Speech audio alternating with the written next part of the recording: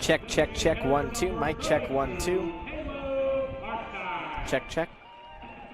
And fifth from the University of Portland, first baseman number 13, Jake Miller.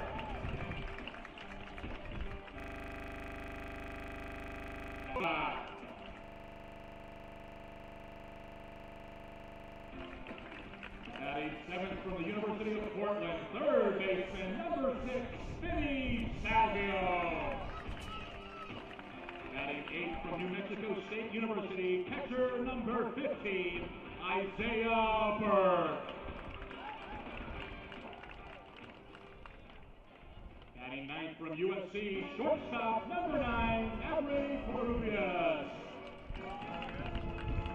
And starting on down tonight for the Elks from the University of Utah, number 19, Jackson Elder.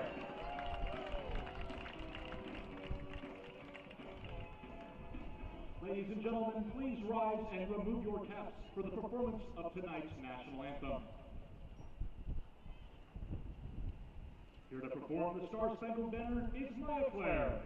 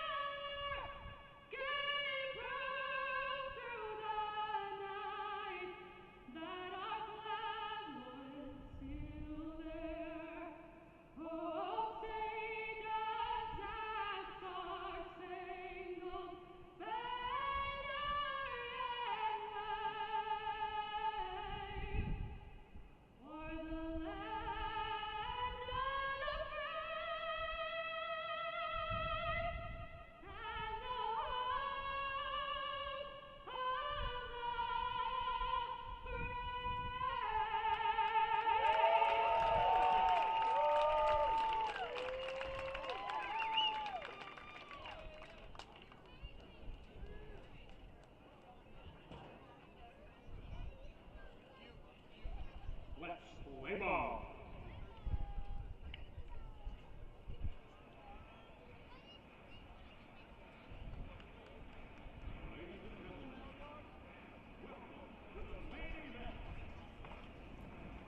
Good evening from Vince Guinness Stadium. A hot one on hand here tonight, approaching triple digits on this Saturday night. Sunshine all through the sky, not a cloud in sight on this 98-degree evening on a day that it was as hot as 101 degrees at one point.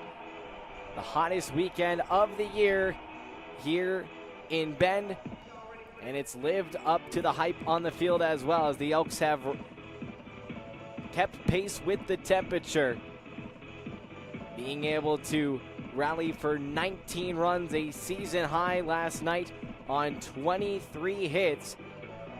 Their bats have been booming. Their bats have been hot, just like the weather outside, as they look to keep sizzling into Game 2 and secure the series victory over the Yakima Valley Pippins. Blake Nimi saying hello to you on this wonderful Saturday evening in the heart of our great state in Oregon. As the Elks square off against the Yakima Valley Pippins in Game 2, Bend riding a season-long 7-game win streak, and looks to keep it chugging along against a Pippins squad that gave up its second most runs in franchise history yesterday. The Pippins started as a WCL franchise in 2015. Their most runs surrendered ever came back in 2017 against the Wenatchee Apple Sox, when they surrendered 25 total runs. Last night, the Pippins gave up 19, which is tied for second most allowed by their franchise since 2019, when they also gave up 19 against the Bellingham Bells. So Ben looks to keep trying to make applesauce of the Pippins, while the Pippins try and get back even in this series and set up a potential rubber game for Sunday. Jackson Elder, the second-year Elk, will fire home, and it skipped right back off of his back calf. It'll ricochet onto the shortstop. Elks debut for Avery Covarrubias. He'll pick it up and have a ball come his way right away on an odd direction, as Elder reaches down toward his front leg, tries to rub out the pain. As it's a tone setter of a new day and a new game, and a new player in the lineup, and Tashant by the wood. And by the wood of his bat, he's able to hit it in play off the back of the leg of Jackson Elder, the product of the University of Utah. Works now to his second hitter in Drew Johnson. As By the Wood reaches on a unusual, uncharacteristic way. Elder works from the first base side and feeds this pitch as it's flared over into shallow left field. Chasing after it is Brian Duroff, working against the line. He slides and he can't make the catch. It's going to bounce in fair territory and be called for a base hit. Back-to-back knocks to start off this game for Yakima Valley, who had just 5 hits through 9 innings of yesterday's ballgame, already with a couple here in the opening frame.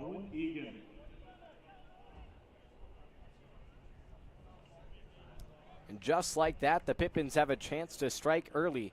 Pippins never led yesterday, as Ben scored 10 runs across the first 3 innings, added 7 runs in the 5th.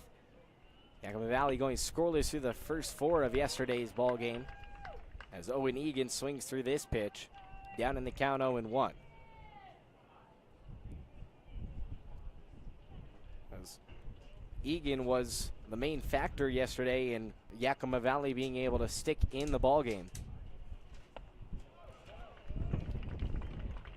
at least from an offensive standpoint, being able to provide some of the production and scrap back some morale. As he had a couple of hits, actually 3 hits yesterday, 2 of them for extra base hits with a double and a triple, and 2 RBI. 3 of the 5 hits yesterday for Yakima Valley, all from Egan. As this ball is rolled over to the shortstop, Avery Covarrubias turns it on to the second baseman, Luke Reese, over to first for the 6-4-3 double play. How about that? The first put out of Avery Covarrubias' career as an Elk turns into a double play. Now batting for Yakima Valley, third baseman number 22. The Elks killed 2 birds with 1 stone and have a chance to get out of the frame clean here for Jackson Elder. As Preston Allen, the WCL leader in hits, who went hitless yesterday, will strap in from the left side and watch the first pitch. 0-1, 2 down. And By the Wood over at third base. Just getting started here in game 2 between the Elks and the Pippins. Nice pitch on the breaker by Elder, the native of Portland, Oregon, product of Central Catholic High School, former Lane CC Titan, and now University of Utah U. 0-2 fired. Misses above the zone. 93 on the radar gun there from Elder. He's been able to increase his velocity as he's chugged along with the Elks in his second season here in Bend, and has earned the Saturday Sauter spot this summer. 1-2, backdoor breaking ball, rung him up for strike 3. Allen can only watch as Jackson Elder is able to work around a couple of leadoff hits and get Bend out of the frame clean. To the home half of the opening inning we go on the Bend Elks Radio Network.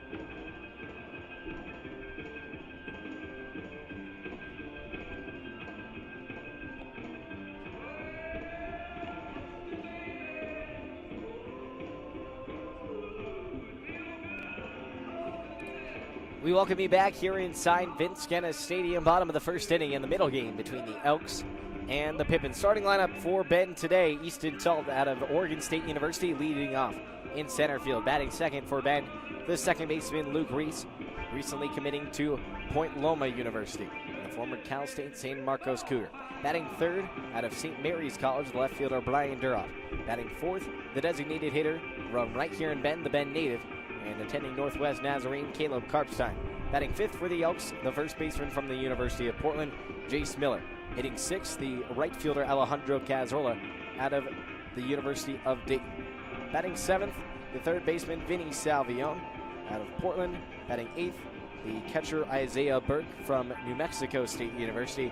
And rounding off the lineup, making his Elks debut, the starting infielder from the University of Southern California, Avery Covarrubias. They'll all face the starter on the mound for Yakima Valley in Adam Brooks. Will hope to go a little bit farther than his counterpart yesterday in Quentin O'Connor. Only was able to go 2 1/3.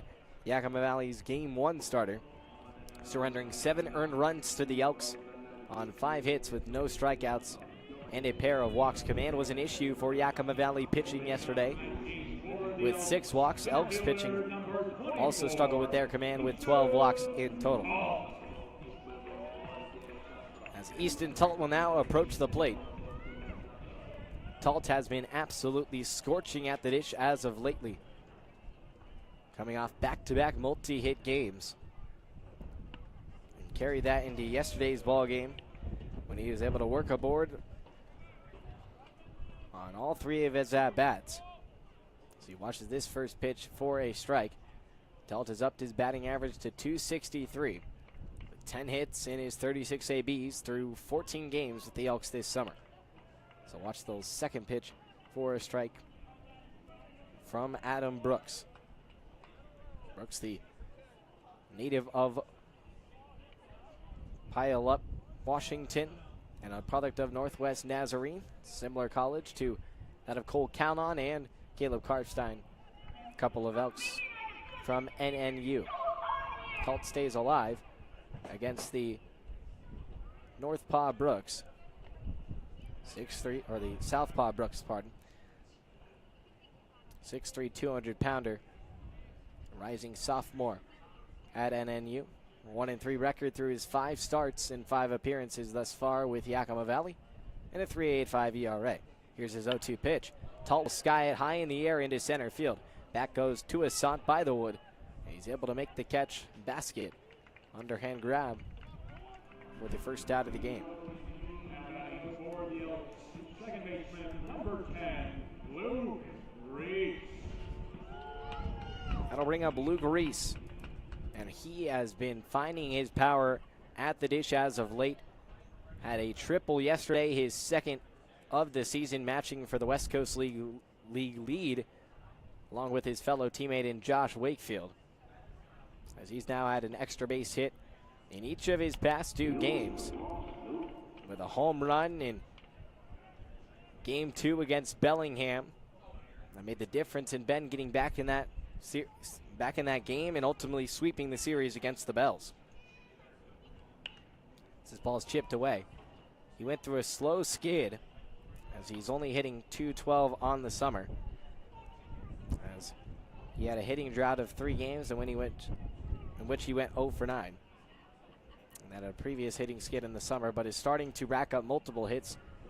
He had a season high 3 knocks in his last game against the Pippins yesterday. He came across to score a season high 2 runs, matching that of his very first game on opening day when the Elks played the Walla Walla Sweets. Brooks from the third base side will fire the 1-2 as this ball's lined back up the middle into center for a base hit. A 3-game hit streak for Luke Reese, who continues to stay hot on this recent stretch.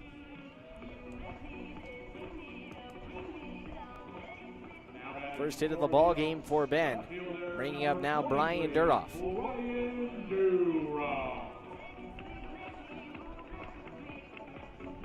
Duroff had a stellar season in his first year with the Gales, the former Chabot College product, which he set JUCO records in RBI with 78. He's been able to translate that to the next level with 11 home runs with St. Mary's this past year.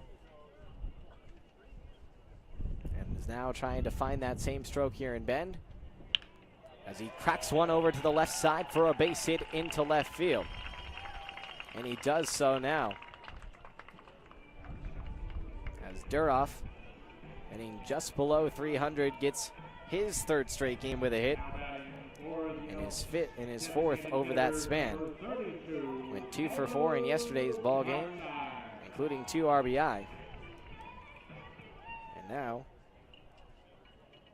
gets his first of the day to put a runner in scoring position and 2 Bend base runners on the paths for the hometown Bend guy in Caleb Karpstein, who, even with coming off the bench yesterday, went 3 for 3 and scored 2 runs and had an RBI triple of his own. The 1-0 offering misses outside from the southpaw. It's Karpstein. Sits just below, or now is actually surpassed Josh Wakefield for the team lead in batting average at 405. Wakefield in yesterday's ball game went 2 for 5 in his own right, but a 3 for 3 will put you just a bit higher. As Karpstein ends up getting hit by the pitch, he'll head on down to first base. A nice crack of the smile for between the 2 Northwest Nazarene teammates. Having a nice exchange there. Jace Miller will now come up to the dish with the sacks full and 1 down in the bottom of the first inning. Bend trying to get the offense rolling early once again, and they're off to a good start. Brooks, first pitch to Miller, right down Broadway for strike 1. Miller, coming into yesterday's ball game, was tied for the team lead in RBI, but after the showings of Wakefield, Amundsen, and Salvione in yesterday's affair, he has since been surpassed, and Wakefield sits atop the team with now 12 ribbies on the season. But Miller was the spark plug bat for the early part of this summer, starting to try and find that same stroke. Had a nice game up in Bellingham, where he had a couple of extra base hits. 2 doubles the opposite way. 0-2 pitch. This ball whacked back up the middle into center for a base hit. Reese comes in to score. Right behind him, charging down the line, Brian Duroff is in, and it's a 2-run, 1-out double for Jace Miller, who gets back to the team RBI lead and puts the Elks up 2-0. For the Elks, right fielder, number 20, Alejandro Cazorla.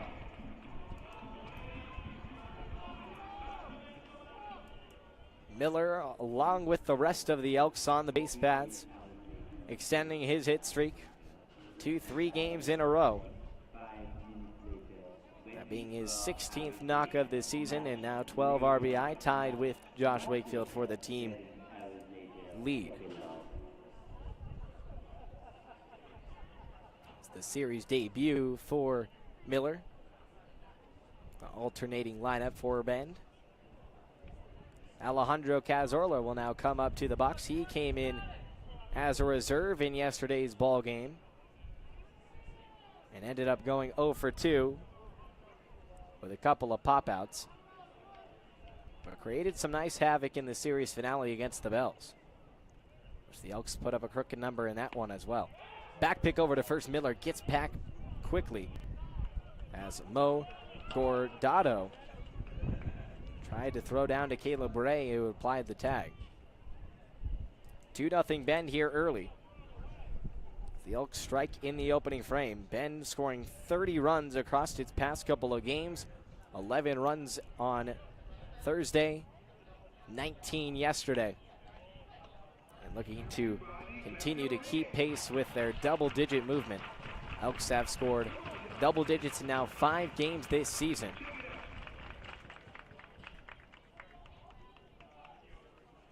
A season high to top it off yesterday. 23 hits in the contest in the opening game. 1-1 batted away. The Elks' previous run high and hitting total were both in non-league games against the Northwest Star Nighthawks when they had 20 hits and 19 runs. They surpassed the hits total and tied the run total, and the most in WCL play. 1-2, poked over to the right side, down for a base hit. Miller's going to move up to third. Or Karpstein up to third, Miller into second. Cazorla able to get to first. Bringing up Vinny Salvione. Salvione, the staple in the Elks lineup this season with the most games played of anyone on the roster. Now playing in his 27th of the 31 games played for the Elks this season. Been just beginning the second half of the season yesterday. Started it off 1-0.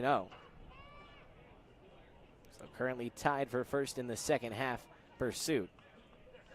They're one of 4 teams in the South in action yesterday, with Ridgefield earning a win, while Cowlitz and Yakima Valley, of course, each falling. Bases juiced still with 1 down, reminiscent of the 1-out rally the Elks had yesterday when they scored 9 runs in the 3rd inning, with the first out being a sacrifice fly by Brian Duroff. Bend had a string of 8 RBI hits in that inning alone. The 1-1 pitch to Salvione will miss down below the knees for ball 2. Salvione, the shortstop savant from the University of Portland, the native of Milwaukee, batting .260 with the team leading 25 hits, 4 doubles, and 11 RBI. He's only struck out 9 times in his 96 at-bats overall. Will probably hit the century mark of at-bats through his first 27 games here today. His count now even at 2 balls and 2 strikes, and a 2-0 lead for the Elks.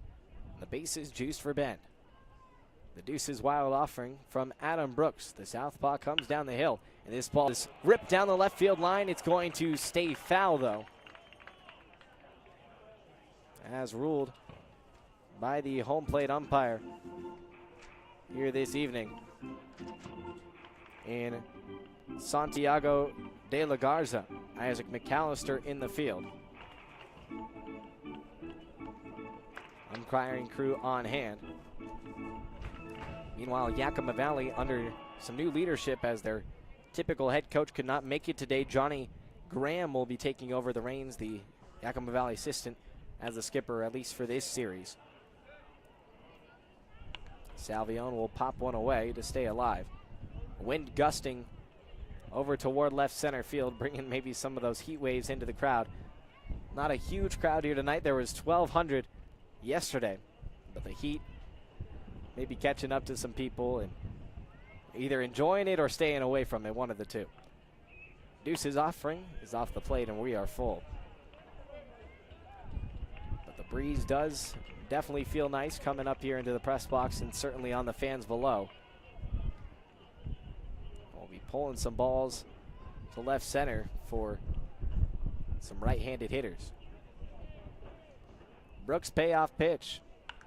This one skied over down the right field line into foul territory. A couple of Pippins chasing after it, and it'll dump into the beer garden. Salvione staying alive. Salvione, the product of Rex Putnam High School, a local standout. And has since been a staple here for Bend. Played with the Cowlitz Black Bears his first season in the WCL, and is now with Bend in his 2nd season in the league. Payoff pitch misses low and away for ball 4. And that will walk in a run represented by Caleb Karpstein. An RBI walk for Vinny Salvione puts the Elks ahead 3-0.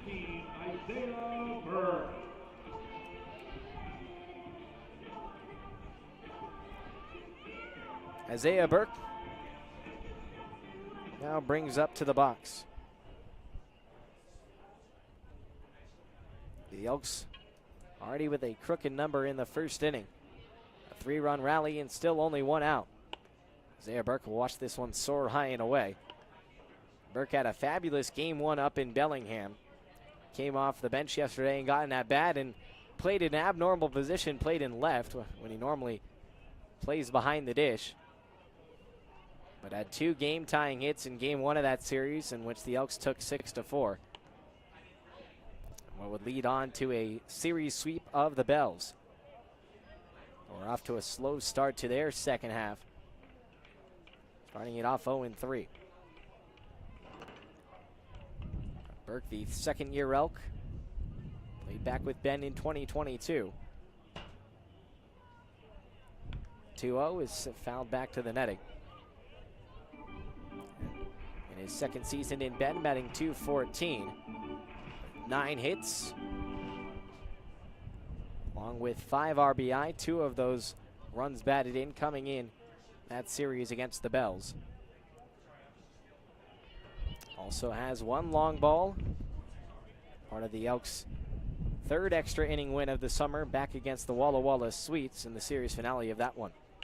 2-1, this one knobbed over to the right side. It's going to drop on a blooper into right field for a base hit. Here comes Miller down the line to score, and it's an RBI knock for Isaiah Burke, his 6th of the season. As the Elks continue to pour it on here in the opening inning, 4-0 Ben.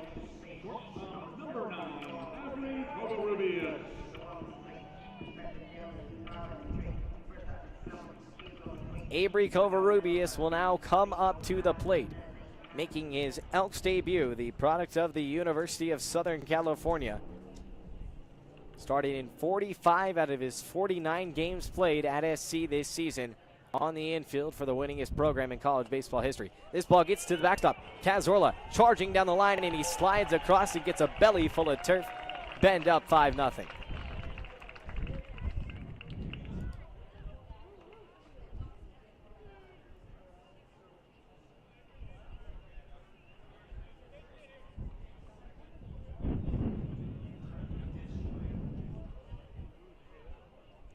Covarrubias will have a run score in the first pitch that is thrown his way. Step back in.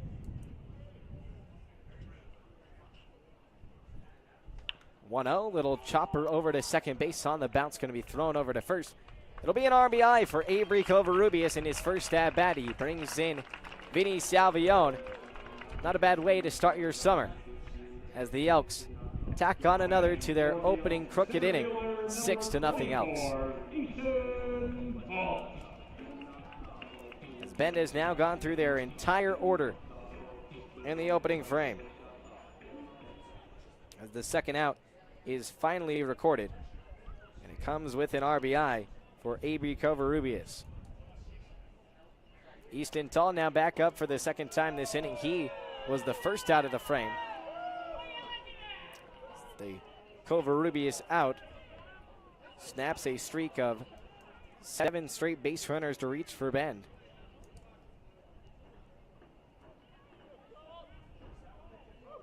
The 0-1 to Talt takes high. This is a righty-heavy lineup for Bend with Talt, Karpstein. Talt and Karpstein being the only left-handed hitters in the lineup. Everyone else righties. 1-1 pitch, misses low and away for ball 2, 2-1. Now is the third inning in which Bend has scored at least 6 runs in the frame. Ben scored 9 runs in the third yesterday and 7 in the fifth of yesterday's contest. The Elks offense continuing to stay hot as ever. Talt turns and dodges out of the way. Now a hitter's count for the Oregon State Beaver. And to continue his on-base streak. He's nearly reached in every game this summer for Ben. Isaiah Burke, the lone man left on the paths. Getting a little bit lonely out there. Hitter's pitch is fouled back. Now full count, 2-0. Native of Everett, Washington. Played with the Beavs through and through up into the super regional stage. They fell to Kentucky. Payoff pitch. Squeaks inside for ball 4. Easton Tall able to work himself aboard and keep the inning going down to the 10th batter. Luke Reese got the first of 5 knocks that have come here in the opening inning.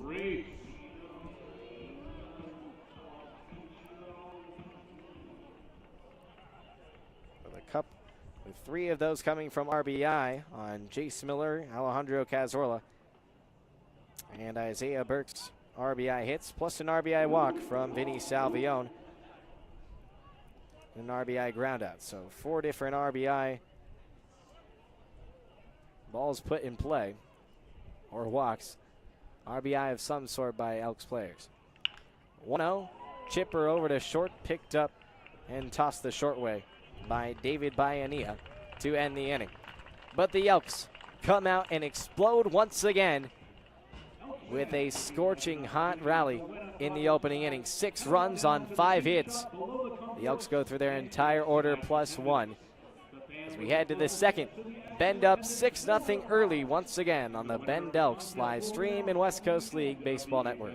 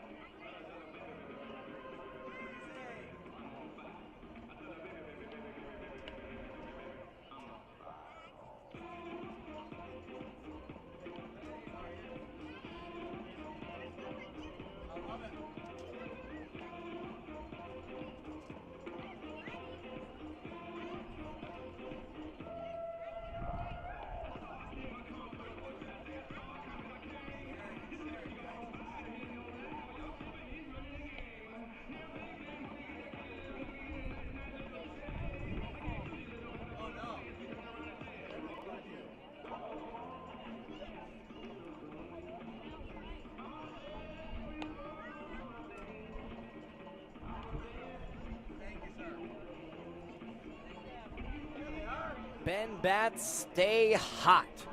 A 6-run opening inning for the Elks, who have been absolutely explosive at the dish as of late. They continue to put their foot on the gas full force, as they're on their way to a 3rd straight double-digit victory already. Leading off with Pippins, designated hitter number Now Jackson Elder will come out after a long break in between innings. He retired 3 of 4 in the first inning and will now face the 5, 6, 7 hitters of the lineup for Yakima Valley. Julian Angulo will strap in from the right side, and the 1-0 pitch to him will miss off the outer black. 2 balls and no strike. Elks going through their entire order. +1, 10 total players hit in the inning. 6 came home to score. There were 5 RBI by 5 different players, and 3 of them for runs batted in knocks. This Elks offense really starting to come into form. It started the second half. Little 2-bouncer to Vinny Salvione, charges in, throws across to his fellow Portland Pilot and Elks roommate in Jace Miller for out number 1. Nice weak contact worked by Jackson Elder, as the Ute continues to work out there on the hill for the Elks. Second season here in Bend for Elder. He's off to a fine start now, making his 5th total start this season, with a 3.73 ERA, and 0-1 record, and 21 in his 2/3 innings worked. With 12 strikeouts to only 3 walks, the command has been much better for Elder this season. This is cut on and missed, down in the count 0-2. Spencer Shipman falls behind.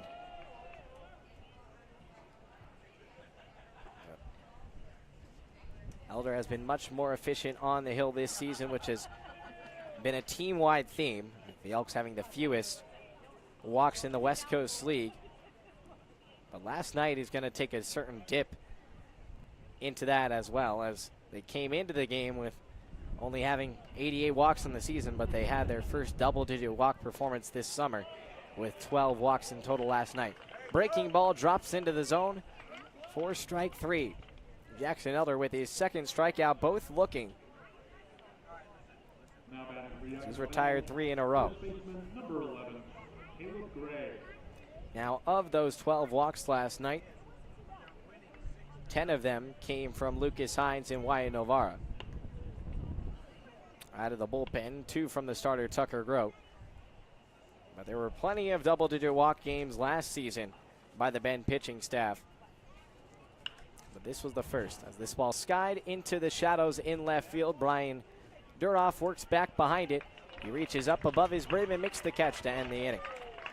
Jackson Elder with an efficient frame as the Elks hold the Pippins scoreless in their response to their 6-run rally. Bend will look to continue to build on its lead and keep the good times rolling here in Bend. Through 1.5, it's 6-0 Elks on the West Coast League Baseball Network.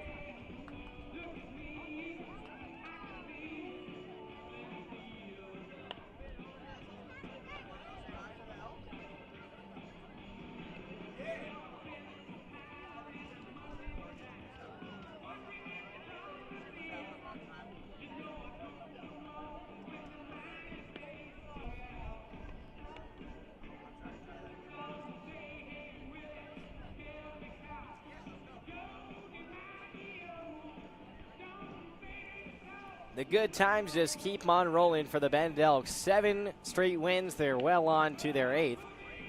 Jumping out to a 6-0 advantage as they've set the tone once again here in game number 2. That the offense is back. The Bend Bats are breaking out and shining here in the second half of the season. They already have scored 25 runs through the first 2 games of the second half of the summer. The Elks look to pursue their first postseason berth since 2015. And this team looks like on a mission. And they're showing it once again here in the middle game. Bend will now look to the meat of its order. Brian Duroff, Caleb Karpstein, and Jace Miller, 3, 4, 5, part of the lineup. Duroff with the second of the 5 singles that the Elks had in the opening frame. Adam Brooks will get ready on the bump, trying to bounce back from that getting rocked around in the opening frame. He strides down the rubber and deliver a backdoor breaking ball just off of the black for ball 1-1-0 to Duroff. Duroff starting to find his swing lately. He had a lot of hard hit balls in game 2 against the Bellingham Bells, but couldn't find him to drop as he chips one, maybe broke his bat off the inside part of the barrel. Throw over to first is skipped off of the turf. Knife backhand snag by Caleb Gray, who picked it up off of the infield. So Duroff is retired on that one, but Brian with a 3-game hit streak now and has had 3 RBI over the past stretch. After a bit of a little of a rough patch, the Gale is getting it going. Caleb Karpstein, the Bend standout, will wear one for the second straight time, and I can't tell if this is on purpose from Adam Brooks, his teammate from Northwest Nazarene. I can't tell if this was a predetermined thing or if Brooks is just giving Karpstein a hard time. They each crack smiles and have a good laugh as Karpstein is hit for the second straight time. Brooks and Karpstein, I'm sure, make many memories over there in Nampa, Idaho, where Northwest Nazarene is home to. Jace Miller, who drove in the first run for Ben on a 2 RBI knock that sparked the 6-inning sizzling, the 6-run sizzling. We'll watch the first couple for strikes this time, as he did in the last at-bat. Likes to get his pitch, doesn't really stick to the benders, tries to get the pitch he wants and drives it. And he's especially strong against left-handed pitchers. He's had a lot of success. 0-2, he'll take it for strike 3. Thought it was high and tight, but he'll wear it in the top left of the corner. The first strikeout of the ball game for Adam Brooks, the rising redshirt sophomore with the Nighthawks of Northwest Nazarene. Cazorla will now come up to the dish, as there's 2 down in the frame.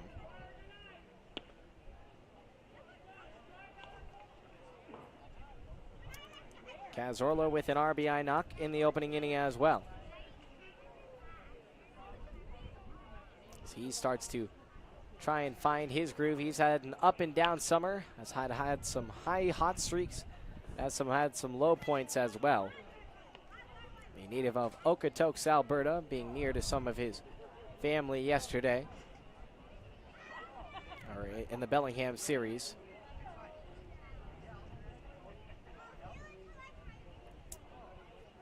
Just trying to find the same swing that he had up there with the Dogs, as this ball's bounced right back to the pitcher and tossed underhand to first base to end the frame. Nice response from Adam Brooks, the Nighthawk, able to work the Pippins a clean one. As Ben doesn't build off its 6-run lead, but will look to keep the cushion safe on the back of Jackson Elder. To the third on the West Coast League Baseball Network.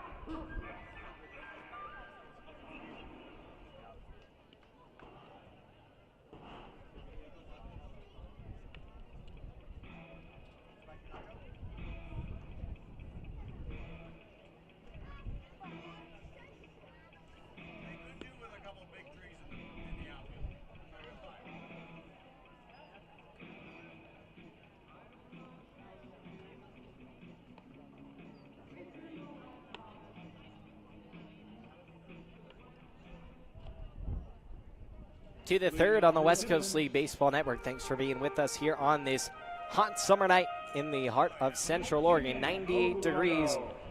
We hit 100 Fahrenheit earlier in this afternoon. But some wind has been able to come in and keep things a little bit calmer. There's ice slushies throughout the weekend here in Bend, keeping people cool. Hope you all are staying cool here tonight. Jackson Elder will toss the first pitch above the hands of Mo Gordato, the catcher for Yakima Valley. 8-9-1 part of the order for the Pippins. Elder dots one inside for ball 2. Gordato will look to get this Pippins offense going. Thought they were off to a better start. This ball is bounced on a couple of hops over to first. Jace Miller picks it wide off the backhand, tosses underhand to Jackson Elder.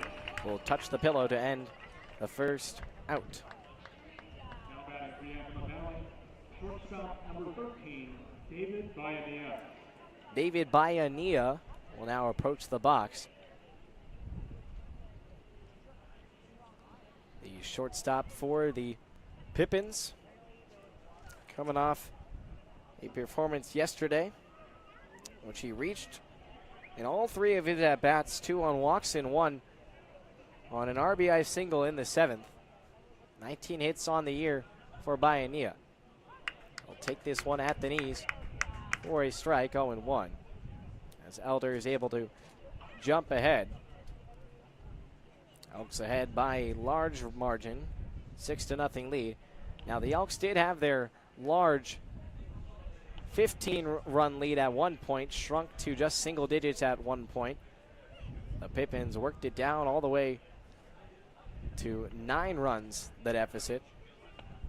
But ultimately Ben would come back with a couple of more later on in the ball game, thanks to a late game hit in the 8th. That sparked a 3-run rally for Ben to stretch the lead back to double digits, as they would ultimately take it 19-8, winning by 11 in regulation on 23 hits in total for the Elks. The 1-2 pitch from Elder from the right side. Skips off of the turf for ball 2, 2-2. Josh Wakefield, Easton Talt, Brian Duroff, Caleb Karpstein, Luke Reese, Ty Johnson, Ty Silva, Johnny Elliott, Vinny Salvione, and Tyler Peterson all had multiple hits. 10 multiple hit games for the Elks yesterday, as Jackson Elder has multiple strikeouts here today, his 3rd. Continues to pump it in on the hill. He's retired the last 6 batters that he has faced. Or pardon me, last 7 after the 6-4-3 against Owen Egan. Now a chance to shelf to the side for the 2nd straight frame. Yakima Valley will turn the lineup card back to the top to Toussaint Bythewood, who swung at the first pitch he saw today and did so again in this at-bat. He hit it off of the front shin calf area of Elder, and then it shot over to Avery Covarrubias, making his Elks debut here today, who had to be ready to go from first pitch. And it worked out. Bythewood caught the Elks a little bit off guard. But him and Drew Johnson, who waits on deck, marked the only 2 hits and the only 2 base runners for Yakima Valley thus far. Elder has been excellent on the hill. Looks to keep it on rolling, but 10 multi-hit games by 10 different hitters in the lineup yesterday for Ben. 3 of those having 3 hits from Ty Silva, Caleb Karpstein, and Luke Reese. The 3-1 is waved at and missed. We are full. 3 balls, 2 strikes, and 2 down, and the base is clear. Ben by a lot, 6-0 already. Jackson Elder with the payoff, and it bounced over to the shortstop hole. Back pick by Avery Covarrubias. Throw across, a wonderful effort by Covarrubias, who tried to make the Derek Jeter-like throw from the deep in the 6th hole. Backhanded it and slung it across, but couldn't get it to his target in time, as it'll be the 2nd straight hit for Toussaint Bythewood, who has lived and died by the wood, and it's worked out well for him. This ball is laced right back to the net, would hit our faces if the net wasn't here. But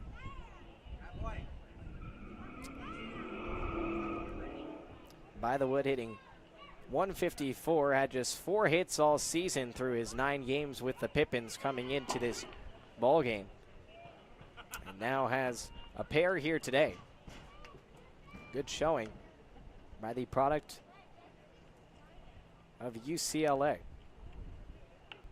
This ball, hesitation swing, popped over to the left side as Elder is going to go out and get it himself, moving off of the mound and using some of that athleticism. He's one of the more athletic pitchers in the staff, and he shows it off right there. Another clean frame of work, 3 straight scoreless worked by Jackson Elder. We're through 2.5 here at Gena, 6-0, all Elks.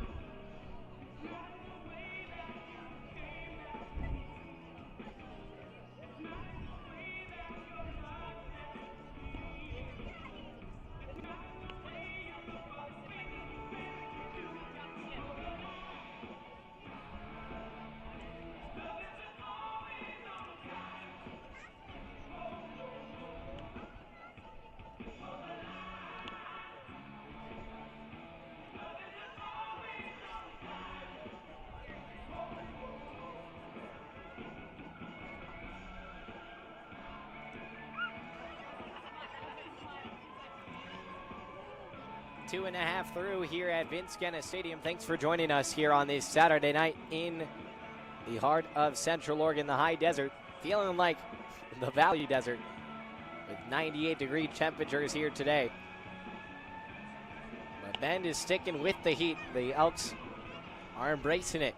6 runs already for Bend in the opening inning, and looking to add more to it now here in the bottom of the 3rd. Vinny Salvione, Isaiah Burke, and Avery Covarrubias do up this inning. 7, 8, 9, bottom 3rd of the order here for Bend. Salvione, the team leader in knocks, was able to work a walk that brought in a run in his last at-bat. The Elks have mustered 30 runs over their previous 2 games, 36 runs over their past 3 now, and looking for their 3rd straight double-digit victory in a row, and their 8th overall on this season-long 7-game winning stretch. Salvione watches the first pitch out from Adam Brooks, who bounced back nicely, retiring 3 of the 4 he faced in the 2nd after that crooked opening inning. This ball late into center on a line, straight at the center fielder in by the wood. He works back behind it and secures the snag for out number 1. Nice contact by Salvione, but to no success, as Isaiah Burke will come up to the box. Burke was able to work an RBI knock in his last at-bat. His 6th run batted in of the season for the 2nd-year Elk.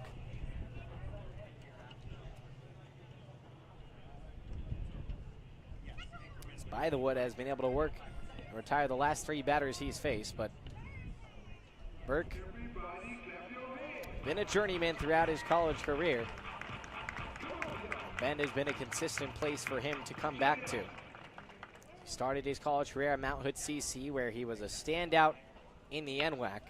As he plops one into left field, and it was going to drop for a base hit, but it will be taken away by Owen Egan, who makes an excellent diving catch. Which will take away the 2nd knock of the day for Isaiah Burke. It would have just been Burke's 3rd multi-hit game this season. But Owen Egan, with an emphatic catch in left, able to keep it away. There's a chance for Brooks to shelf the side as he now welcomes Avery Covarrubias to the box. Covarrubias, the product of USC, native of Anaheim, California, so Los Angeles born and raised. He's taking close to home to play his collegiate ball, and he got plenty of action in his first year in Hollywood. This ball slapped down the first base line, and another outstanding defensive play by the Pippins. This time it's Caleb Gray who makes the grab. Takes away the first knock of the season for Covarrubias as the Elks are put away in order in the third. Last 5 batters retired by Adam Brooks, who's getting some help from the defense behind him. To the fourth, 6-0 Elks here on the West Coast League Baseball Network. All right, Elks fans, it's time for the tug of war contest.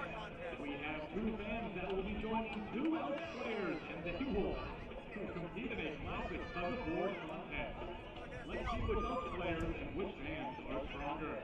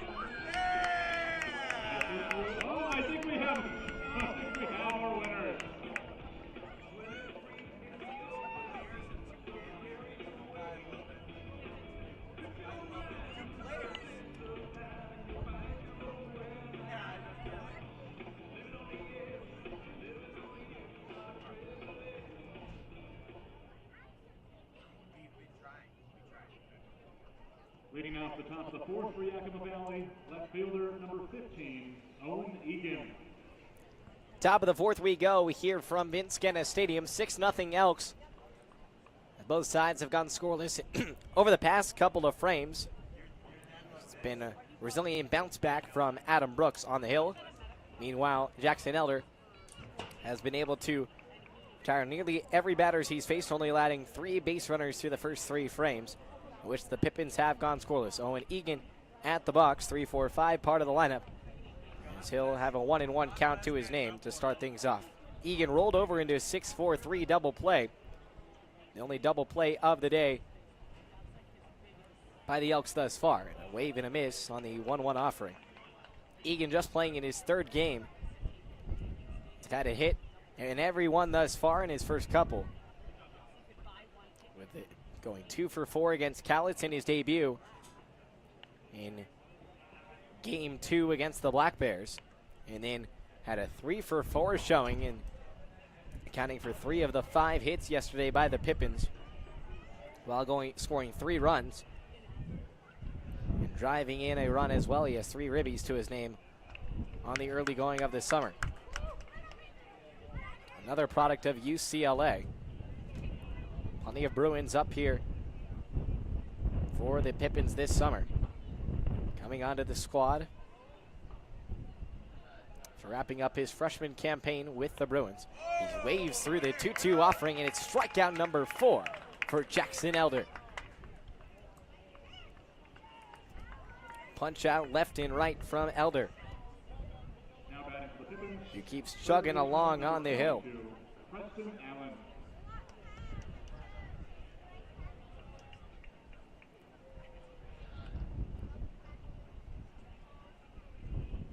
Carried over that strikeout stuff from Salt Lake City back here to Bend. He's been able to really hone in on his craft, and it's paid off this summer.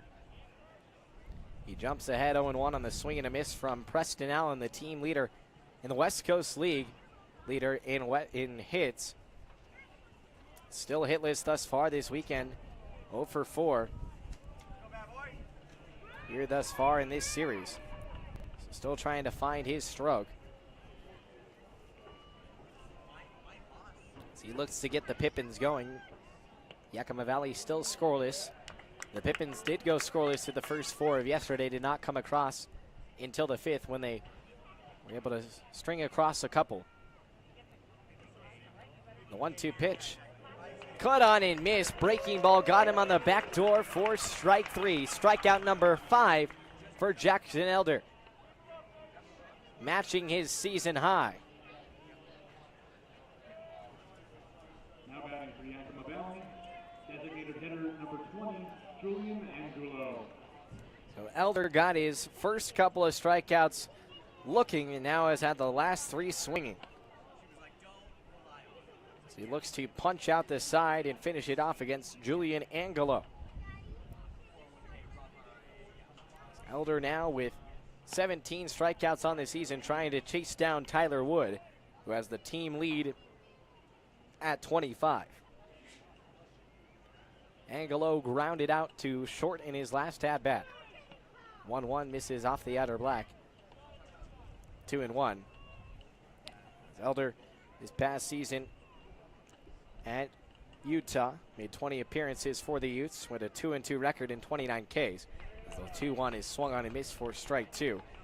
Had 29 strikeouts with a 5.15 ERA and 36 2/3 innings of work, making the nice jump to the D1 stage. The Deuce's wild deal is chopped back up the middle on the ground. It'll bounce into the glove of Luke Reese. Sidearm sling to first is in time to round off the frame. Jackson Elder has retired 11 of the last 12 batters that he has faced. We'll head to the bottom of the 4th inning as is the 4th straight scoreless inning tossed by Elder. 6-0 Elks trying to get the bats some even more juice.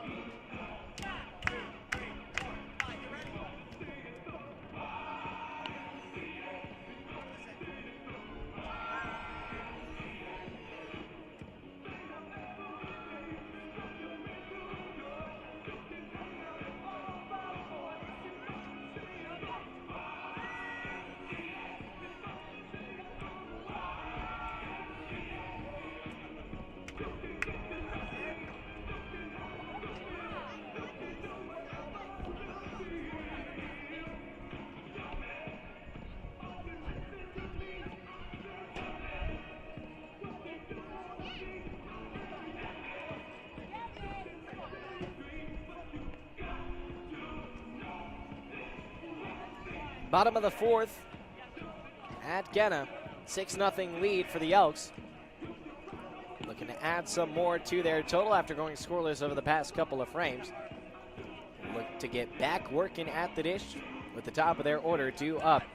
Easton Tull is enjoying the YMCA, jamming out on deck. He's been jamming out at the dish as of late as well. The Oregon State Beaver really starting to find his swing, find his stride. As he's just enjoying life here in Bend. He's been able to form a lot of friendships. He's a great clubhouse guy. Has brought a lot of energy to this group. Seems to always put a smile on every person he comes across. Has a great laugh too. And a great character and great personality. Not only that, but he's a great baseball player. He's found his way to his dream school at Oregon State. It's the first pitch from Adam Brooks, who was able to shelf this side in his last time out. Thanks to some help from his defense behind him.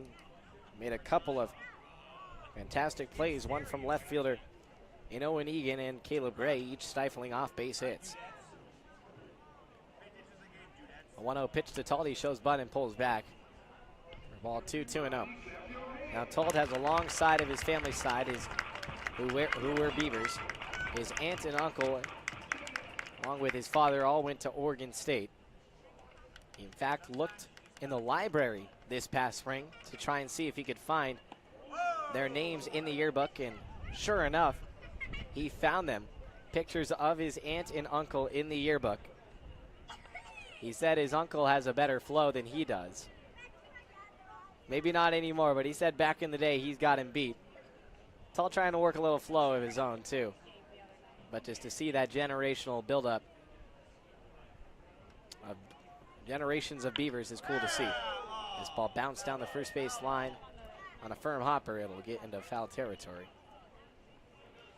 But Tall was originally committed to the University of Washington, was going to stay close to home, where he's originally from in Everett, Washington. It was just about an hour and a half south of where the Elks were in Bellingham, Washington. The hitter's pitch misses high to Tall for ball 4. But he ended up going on to Arizona and knew that they were going to be making a move mid-high school, and then there was a coaching change at UW. So he reopened his recruitment, showed out at a showcase, got some offers from Arizona State to stay locally in Oregon and Oregon State, but it was ultimately the Beavers who won out. This Talt steals down to second base, the team leader in hit, and steals, strikes again. Doesn't waste any time, shoots the gun down to second base, and now swipes his 12th bag of the season.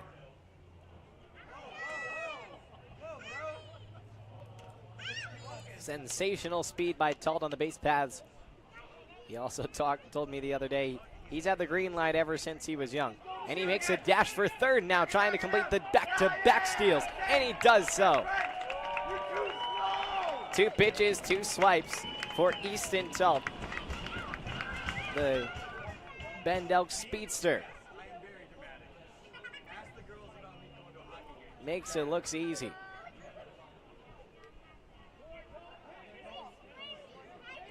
That's something that made him such a valuable asset to this Oregon State group. And that's something he's trying to get here in Bend. Oregon State mainly came off the bench as a pinch hitter, playing for the Beavers in pinch hit and pinch run type scenarios. But here in Bend, he's trying to get more consistent at-bats and back-to-back at-bats. As with the Beavers, he hit .325 this past spring with 14 hits and 44 at-bats and 8 RBI with 1 homer against Stanford. So Luke Reese dodges out of the way. 3 balls and a strike now to Reese.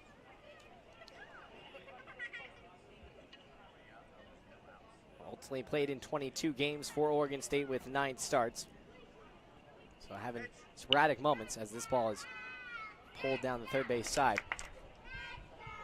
But when he got his opportunities, he made the most of them, and one of his starts came in the Elks' quest at a Pac-12 championship in the regular season.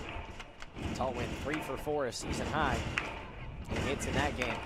And give the Beavers a chance at the regular season championship. They'd only come short in Tucson to the Arizona Wildcats. Payoff pitch, this one knuckled down the first base side in the air. Trying to charge after it is the right fielder in Drew Johnson, but he can't quite get to it.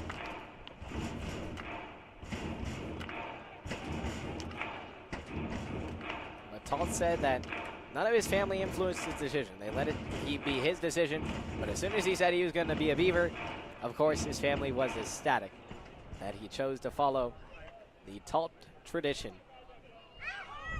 of going to OSU. Payoff pitch misses high and away for ball 4. So Luke Reese will run on down to first. Back-to-back walks to start off the 4th. Here for Adam Brooks. To a bit of a shakier start than the past couple of frames. Free passes for Bend are not a beneficial thing for opposing pitchers. This may be the end of the line for Brooks, and it will be, as a baby blue jersey is deployed from the bullpen, as we'll get the new man on the mound here on the other side of this break. Elks up 6-0 with runners on the corners and no down here on the bottom of the 4th on the West Coast League Baseball Network.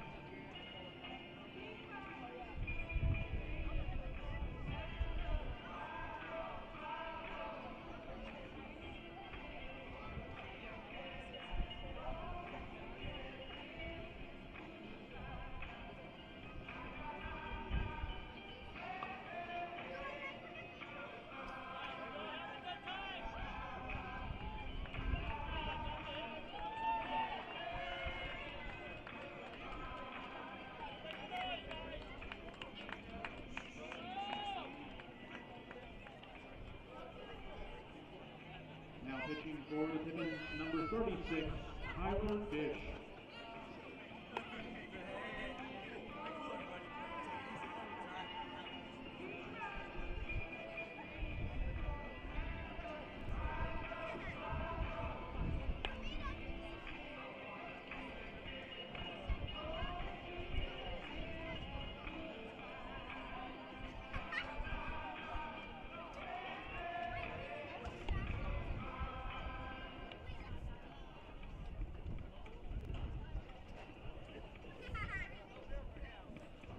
Tyler Dish, the local Pippin out of Yakima Valley College, will take over the reins for Adam Brooks, whose day comes to a close after 3 innings. Could not work it out in the 4th after walking the first 2 batters to start off this frame.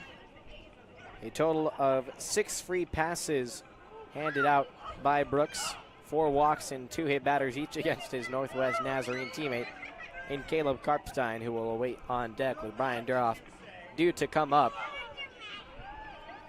But Dish, the 6'1", 185-pounder, native of Redmond, Washington, is Yakima Valley through and through, playing for the Yakima Valley Yaks in the springtime, where he had a 2.7 ERA, only made 1 appearance in 2023.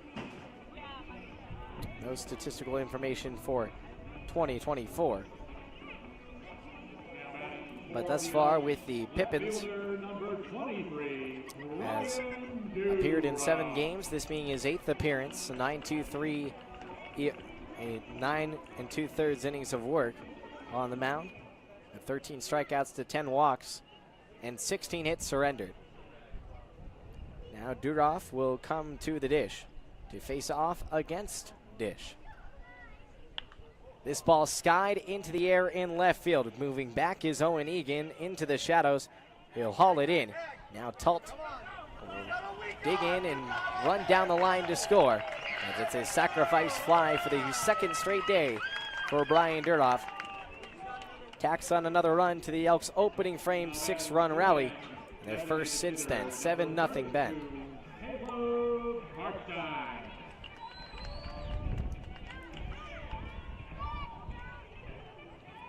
Duroff continues to add RBI, his 4th RBI over his last 3 games with the St. Mary's Gale. Caleb Karpstein, who's reached in all 5 of his at-bats, hasn't gotten a chance to swing the bat here today, and he does so now. He's 4 for 4 on the weekend as he plops one into right center for a base hit. Did not waste the opportunity to swing the barrel as he lays some wood on it. Lasers it into right center over the glove of Spencer Shipman. Karpstein was hit in each of his previous 2 at-bats by his fellow Northwest Nazarene teammate in Adam Brooks, and finally got a chance to get a ball over the plate, and he did not miss it. After a 3 for 3 showing off the bench yesterday, he has his 4th hit of the weekend as the team leader in batting average for Bend. Hometown guy Caleb Karpstein continues to shine here for his hometown squad. Jace Miller, who's been getting back in his groove and finding his mojo once more, the South Medford native, with a couple of RBI in the opening inning. First of 7 runs now to come here for the Elks. Looking to maybe begin a second 2-out, 1-out rally. As Ben scored 5 of its 6 runs with no outs yesterday, with 1 out in the last inning. The second out also being an RBI in the first on an RBI ground out from Avery Covarrubias. 0-2. This one popped up on the infield right side foul territory. Charging in Caleb Gray is able to corral it for route number 2. Alejandro Cazorla will come up to the dish. RBI knock in the first, rolled over in the second. With runners on first and second for Cazorla, a 2-time Western Canadian Baseball League champion for the Okotoks Dogs, where he played under Alan Cox, who's been such an influential figure in his life, calling him a father figure, teaching him so many life lessons. So he's going to take off his sunglasses now and call for intermission. Seems to see clearly now. Normally that sunshine blocks players' eyes a little bit too much and can be blinding at points. But over his outstanding efforts with Cox, in which he hit above .340 and had 5 home runs in each of his 2 seasons with the Dogs, Cox helped work with him to collaborate to get him to a D1 school in the University of Dayton. And in his first season in the Flyers, Cazorla played in 44 games and had 26 starts with a .306 batting average.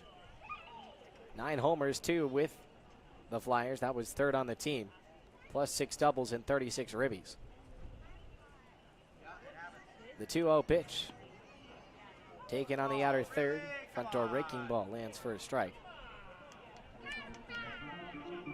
Cazorla says he's loved the Bend community, has felt embraced, and although he may be a little bit far from home, he feels at home with Cox around and forming new friendships with his teammates here. As this ball is driven into left, deep toward the warning track. Making the catch is Egan.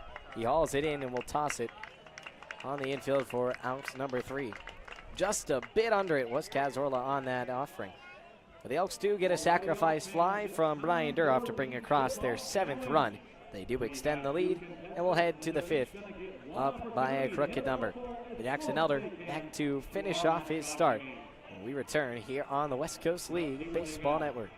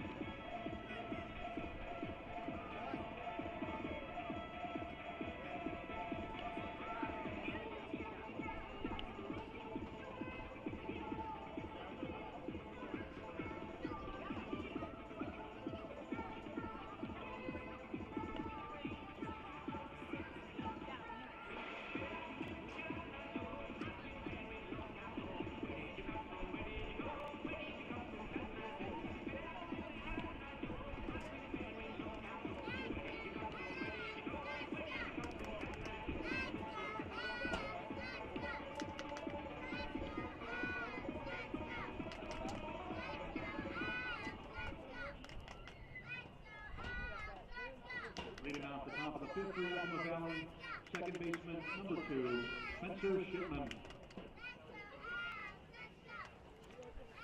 To the 5th we go here from Vince Guenna Stadium. 7-0 Bend, adding a sacrifice fly from Brian Duroff in the last frame to bring across the additional run from their 6-run rally in the opening inning. First pitch from Jackson Elder misses outside to Spencer Shipman, the local product out of Yakima Valley College. In his second season with the Pippins, he nubs one over to first base and it'll trickle into foul territory. Evening the count at 1-1 strike. Elder has struck out 5. He's been fantastic on the hill. He's only around 3 base runners thus far on the base paths, and 2 of them were by the wood. Who has 2 of the 3 hits for Yakima Valley in this game. Drew Johnson, the 2-hole hitter, with the other knock. Elder has been able to retire 12 of the 15 batters faced. 1-2. Wave and a miss, strike 3. A new season high in Ks for Jackson Elder. Strikeout number 6 for Jackson, the second-year Elk, has been shining bright under the sunshine here on this Saturday night.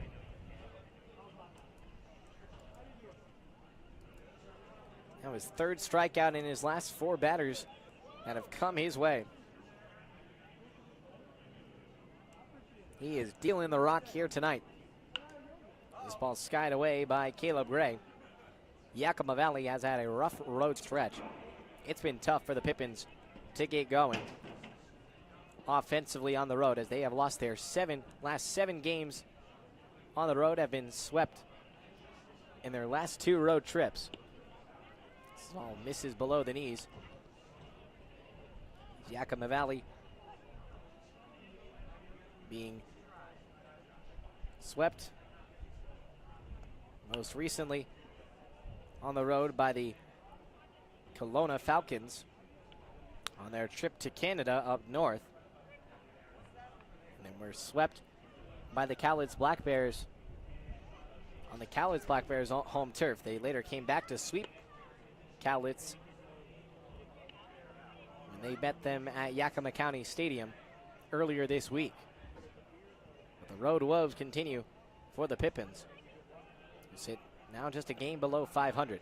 2-2, backdoor breaking ball, rung him up for strike 3. Back-to-back Ks once again for Jackson Elder, who continues to have a career outing for the Elks, his 7th strikeout of the evening.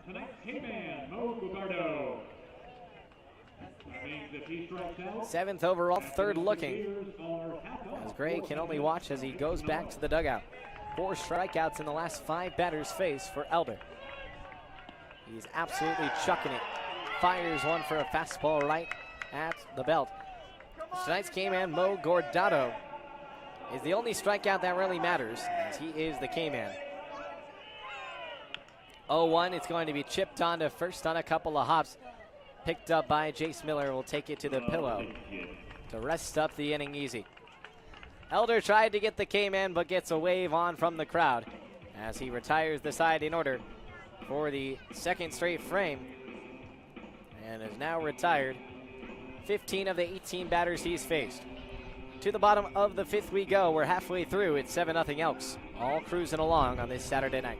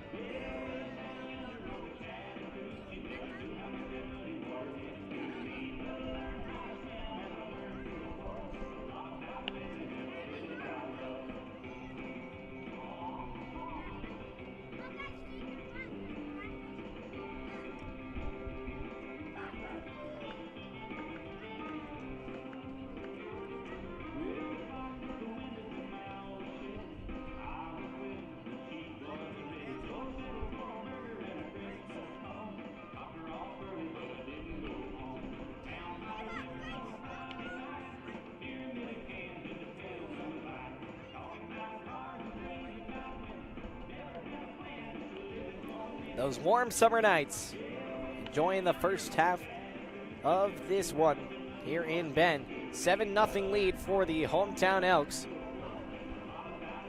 They've shut out the Pippins through 5. They look to continue on for a series victory in their 8th straight win in a row. Blake Neiman, glad to be joining you here on this warm summer night from Central Oregon. 98 degrees on hand here today. The once triple digits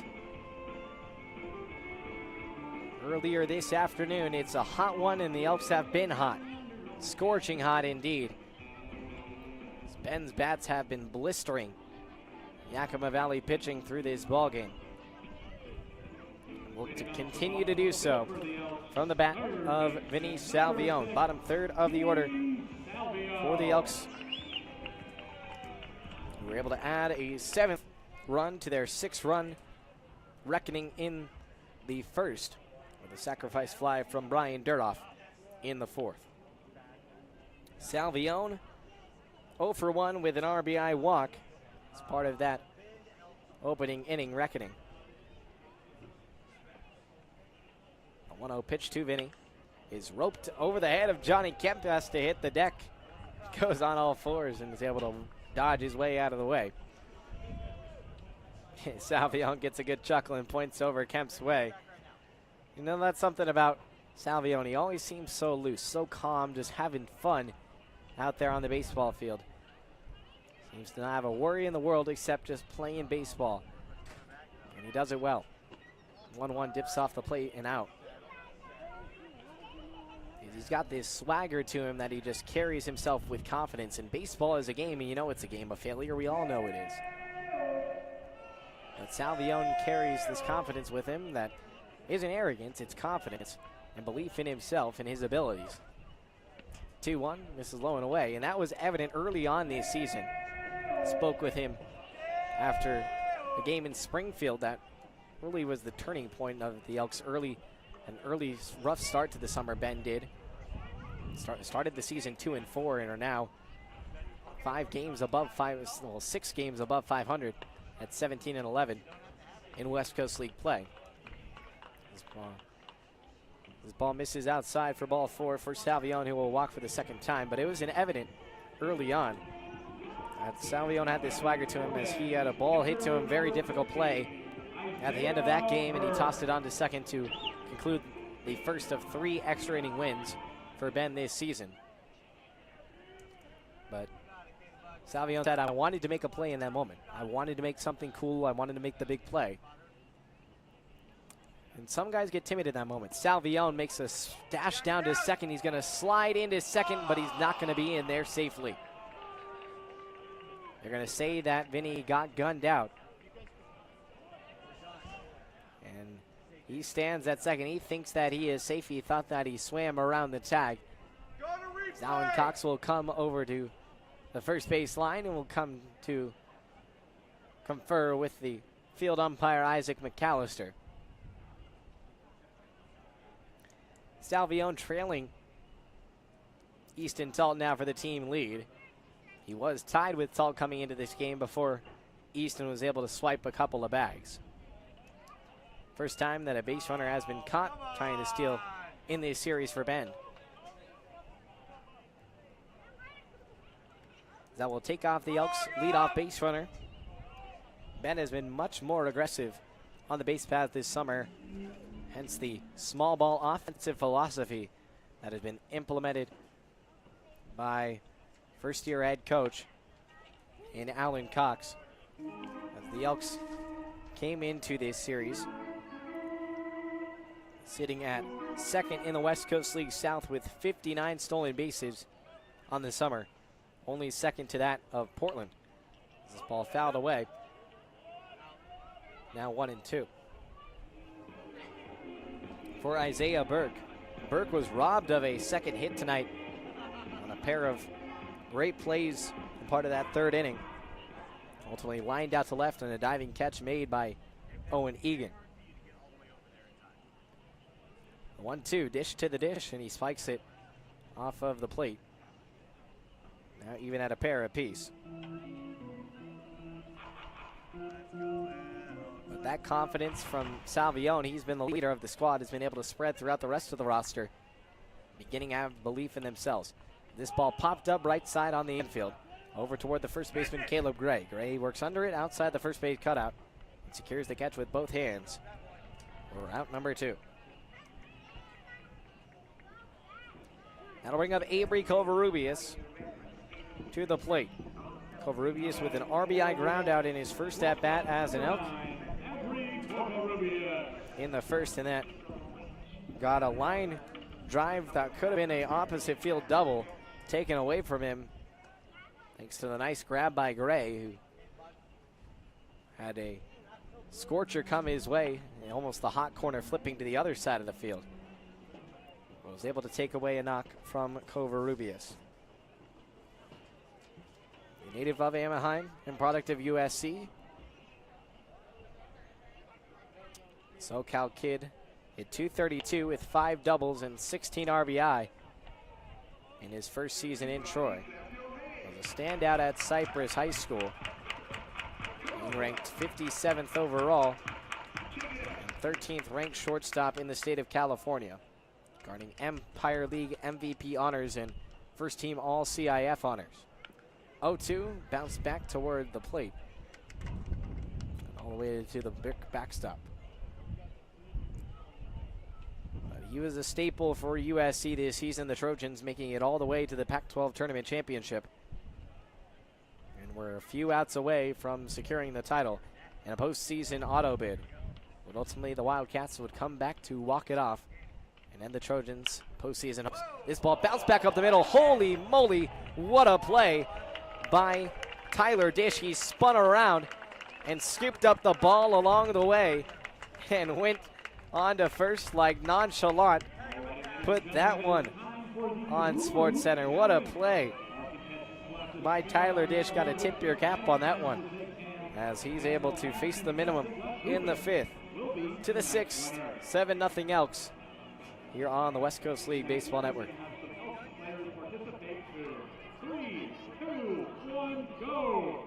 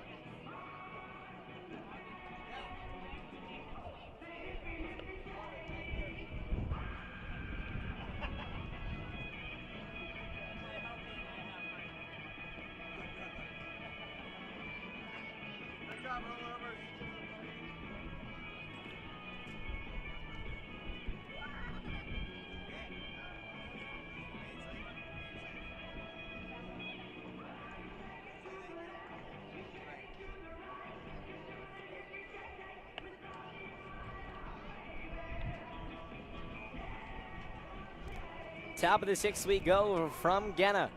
Elks by 7, shutting out the Pippins so far on the arm of Jackson Elder, who has been magnificent on the mound. The second-year Elk has tossed a Elk career high of 7 strikeouts here today. So he deals the first pitch down at the bottom of the zone for a strike to Preston Allen. Pardon me, this is David Bayania. 9-1-2, part of the order. Bayania struck out, succumbing to one of those 7 in his ball game. Elder has been able to strike out 4 of the last 6 batters that he has faced. This ball knuckled over to the shortstop or to second base, scooped up by Reese and thrown across to first in time for out number 1. Now the top of the order will turn back to the top. Center fielder number 41. Now this will bring up Toussaint by the Wood, as 2 of the 3 hits for Yakima Valley in this ball game, and 2 of their 3 base runners, as Elder has managed since the last time By the Wood was up in the 3rd to retire the last 8 batters that he has faced. And watch the first pitch for a ball, 1-0. As By the Wood, the product of UCLA, will try to continue to add to his strong total. It won't live long as Covarrubias will toss one a little bit wide of first. And Jace Miller able to stretch out and corral it in for out number 2. First time that By the Wood has been put away, as Elder has been able to work cleanly through the third time through the order, or the second time through +1 against the Pippins, retiring the last 9 batters that he has faced. Drew Johnson will show and pull back bunt. He's the only other Pippin that has reached thus far today. On a single to left, slapped on in the first. Elder's goal coming into this ball game, he told me, it was to throw a no-hitter. He has that confidence like Vinny we were talking about, to go out there and just chuck it on the hill. Oh, yeah, there you go. Count now 2-1, and check swing is to avail. With 2 down in the inning, and a 7-0 lead for the Elks. As Elder looks to make it double-digit batters retired. He misses the 2-1 offering outside, 3-1. He is a whole new player here in his 2nd season in Bend. 3-1 will cross the outer stripe for strike 2. 3-2 with 2 down. Elder a chance to retire his 10th straight Pippin. The payoff pitch is chipped away over the third base dugout of Yakima Valley.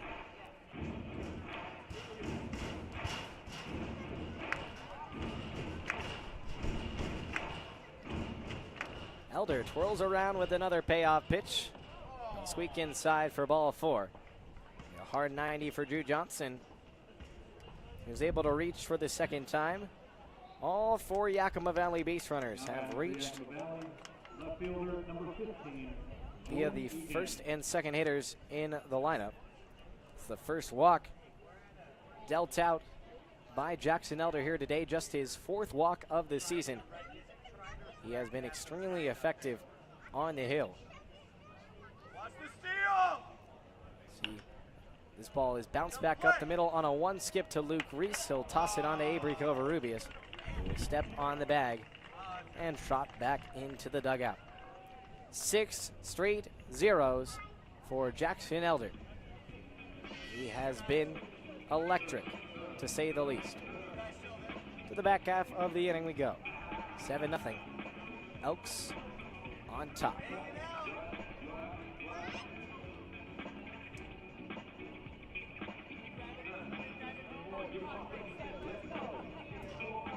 Actually, you guys take the car home. It's all right.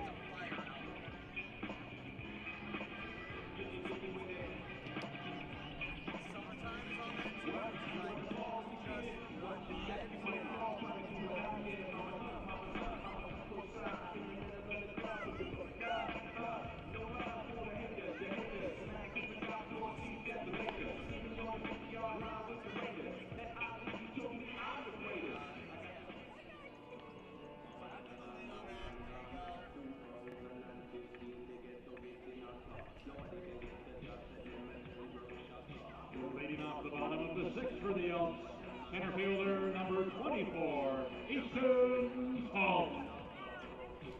Top of the lineup, bottom of the 6th. Easton Talt, Luke Reese, Brian Duroff do up this frame as the Elks will work their 5th time through the order. As Easton Talt will take one for, or show bunt for a strike and swing through it. Talt was put away in the opening inning on his first time in the opening frame, and then in his second at bat in the first frame, he worked a walk. He's worked a walk in the 2 following at bats since then, as well as he's been able to work a board on 3 straight at bats. He shows bunt, bunts it down the line, but it swerves a bit foul. As will be behind in the count 0-2. Talt has been the on-base machine for Ben. In terms of on-base percentage, Talt is near the top of the team in that statistical category. The team leader in that category is actually Ty Johnson at a 556 clip. Talt sitting at 463. Just behind Johnson, Easton Amundsen, and Caleb Karpstein. But he's closed in on Amundsen for the team lead in walks. Now with 17 walks on the season worked. Against the Elks leadoff hitter. He works the board and he works around. So he takes the 1-2 downstairs, 2-2. He likes to get the pitch that he likes and likes to drive it. Been able to reach 24 times in total with 10 hits to those 14 walks worked. 2-2, he turns in, and it's count now full. That's what you want in a league guy. A guy who's speedy, can get on base, and is reliable. That's all the traits that Talt possesses. 3-2 is hooked way foul over near the parking lot, maybe on top of the neighboring homes. Stand along the back street here to Vince Guenna Stadium. Temperatures starting to cool down a little bit here in Bend. Good contingent of fans peppered throughout the crowd. As this ball sky deep down the right field line over toward the foul pole, and it is out of here in foul territory. He just hooked it a bit foul. 367-foot foul ball for Easton Talt. Had he maybe waited a few more seconds, it would have been out of the yard. And it did indeed leave the yard. It just went slightly foul. Talt could have been his second homer of 2024 and first with the Elks. Payoff pitch. It's bounced over in front of the Elks first base dugout. So he's got a powerful slash behind that barrel when he chooses to unleash it. Got great bat speed, great handle of the barrel, in control of himself. Good baseball IQ too. Payoff pitch, he dips down and goes after it. Will be K'd up. Second strikeout of the game for Yakima Valley. Talt can't find a way on.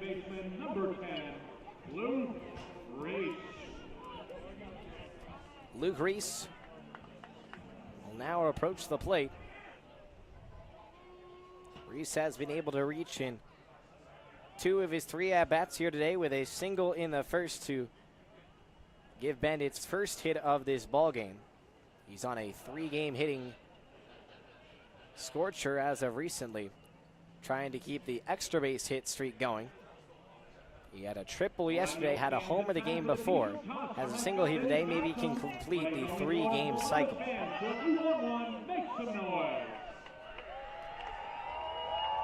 1 ball, 1 strike, 1 down, and the base is clear. Pitch to Reese is popped up over to the right side. It's going to land in the beer garden.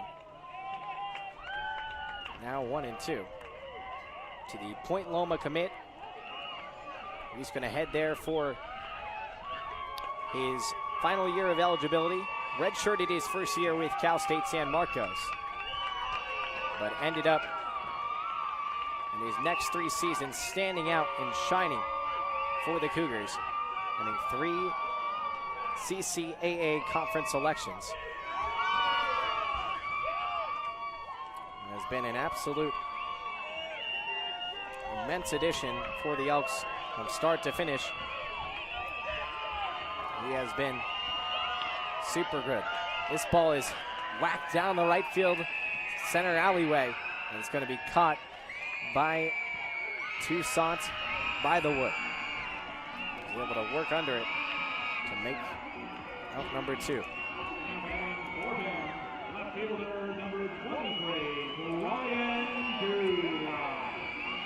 Brian Duroff will now come up to the box. Duroff has sacrificed fly, a single and a run scored today. Pretty solid afternoon for him. Duroff, the Chabot College standout,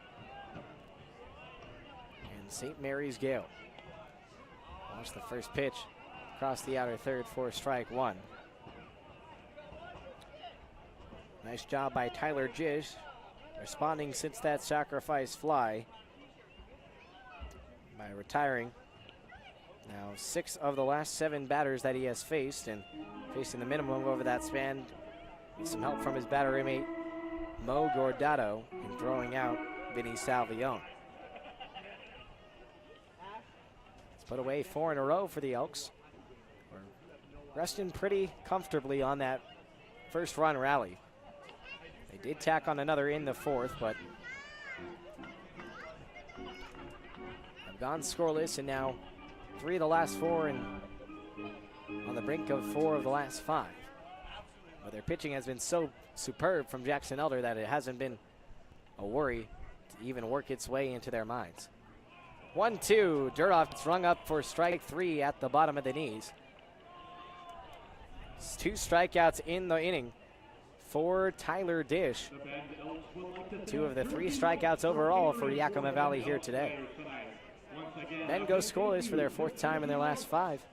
But they still hold on to that first inning explosion that is paying dividends later on in this ballgame. 7-0 Elks as Jackson Elder will get a chance at the 7th.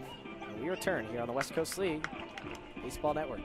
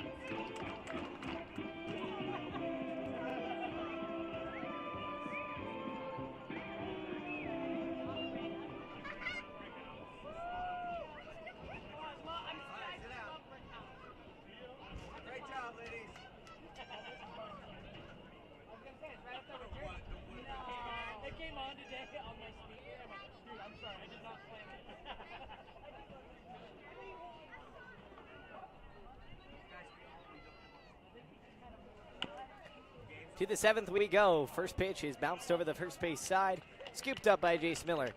On to first he goes, and Jackson Elder just continues to be efficient. He continues to fill up the zone. Preston Allen continues to struggle as the West Coast League leader in hit.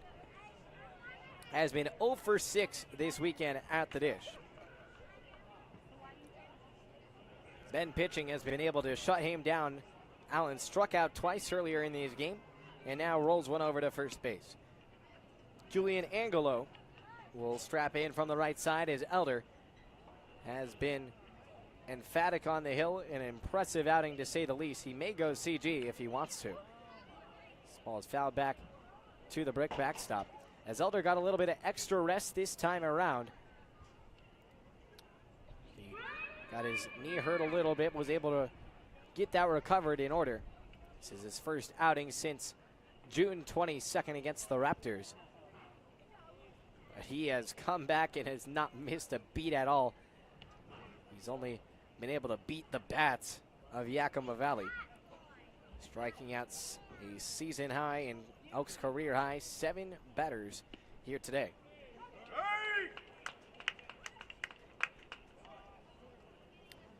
He jumps ahead, 2-2 now, and a chance at his 8th K of the day. That would match Tyler Wood for the most by an Elk in an inning this season. 2-2, waved and missed. Strikeout number 8 for Jackson Elder. His 8th of the day. Matches Tyler Wood for the most in a game this season. Second baseman number 2, Spencer Shipman.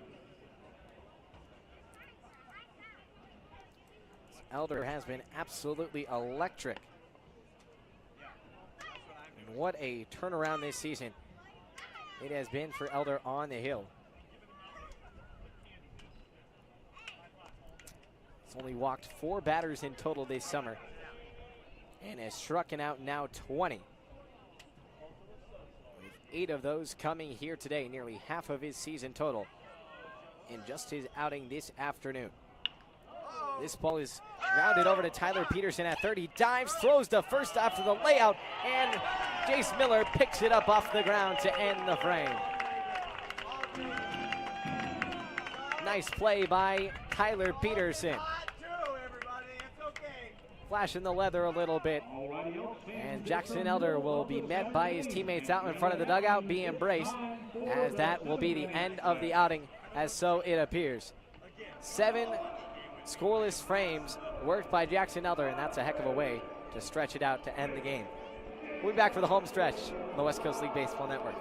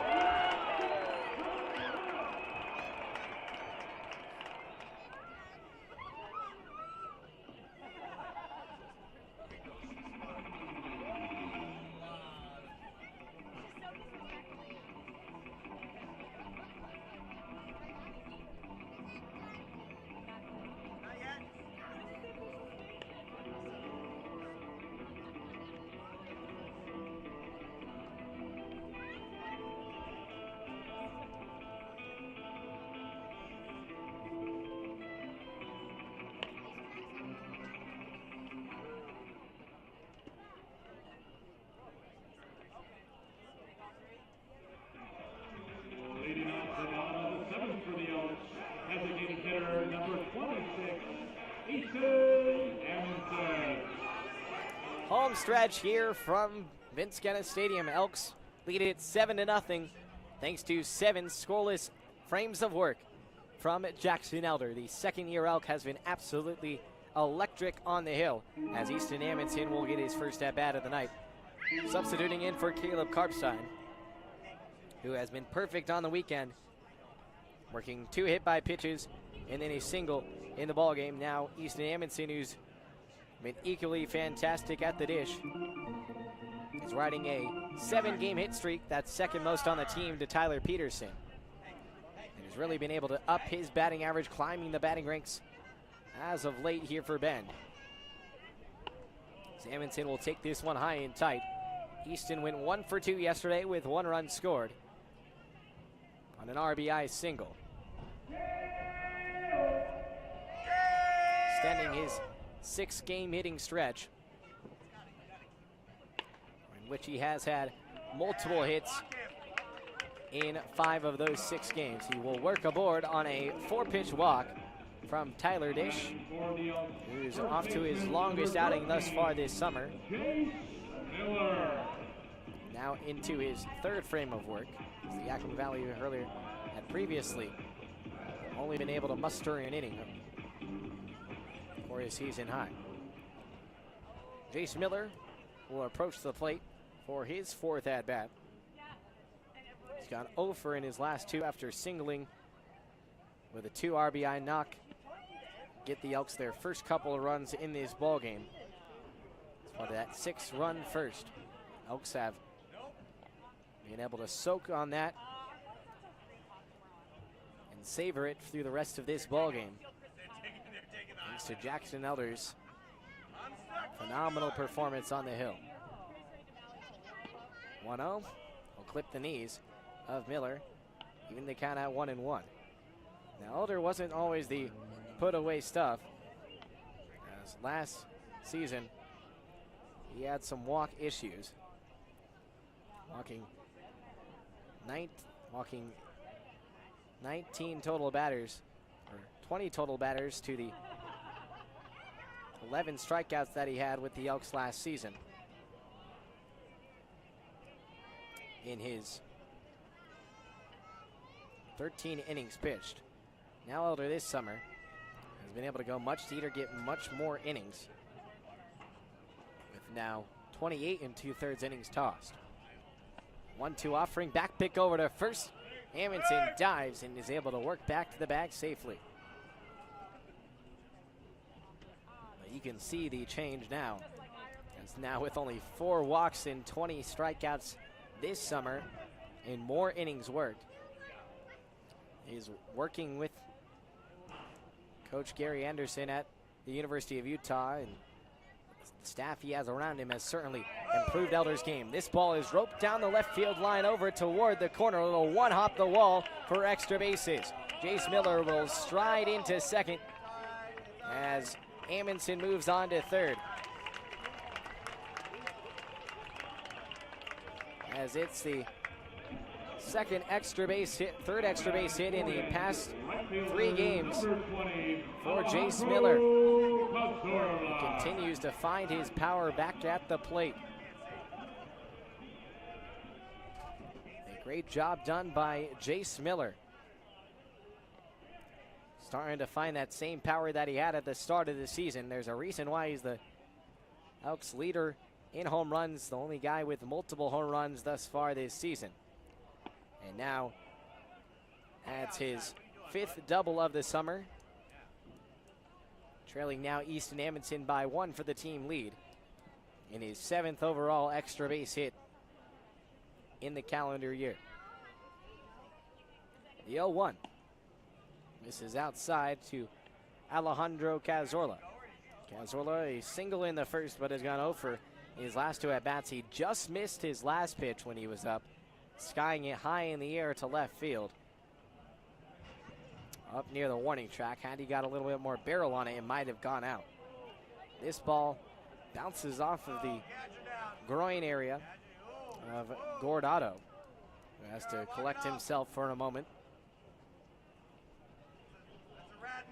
Then looking to add another run to its 7-run lead advantage. And if they can continue either with Elder on the hill or a man of the bullpen, Ben would be on the brink of its 3rd shutout victory this summer in West Coast League play and 4th overall this season after topping the Nighthawks 19-0 back in game 2 of that non-league set.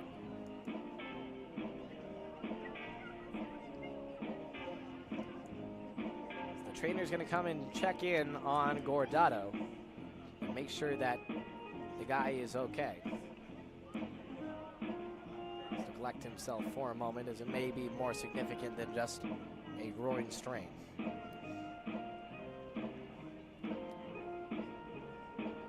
Jace Miller with an extra base hit. Elks have been able to rack up the extra bases over these past few games. As yesterday, the Elks had 3 doubles from Brian Duroff, Ty Johnson, and Ty Silva, 2 triples from Caleb Karpstein and Luke Reese for 5 in total. Today, this is the Elks' first extra base hit, despite their 7 runs in all. Gordado is going to get back in the crouch and try and finish off the frame. The Elks now have 7 hits to match their 7 runs, evening it up this evening. Elks with 23 hits to surpass their 19 runs last night. 5 of those for extra bases, but no homers despite their scoring. Ben does a little bit of small ball, does a little bit of hustling around, gets down and dirty. That's how you win ball games. And, you know, Alan Cox has said, yeah, you may have critics that say that it's summer ball, why are you stealing, why are you playing small ball? But it wins. It's the West Coast League way. 1-2, rip and a miss, and Cazorla goes down on strikes. Tyler Dish really having a nice ball game. His 3rd strikeout here today as the hometown guy out of Yakima Valley College in his longest appearance of the summer. Now batting for the Elks, 3rd baseman, number 2, Tyler Now matches his Peterson. season high in strikeouts with 3.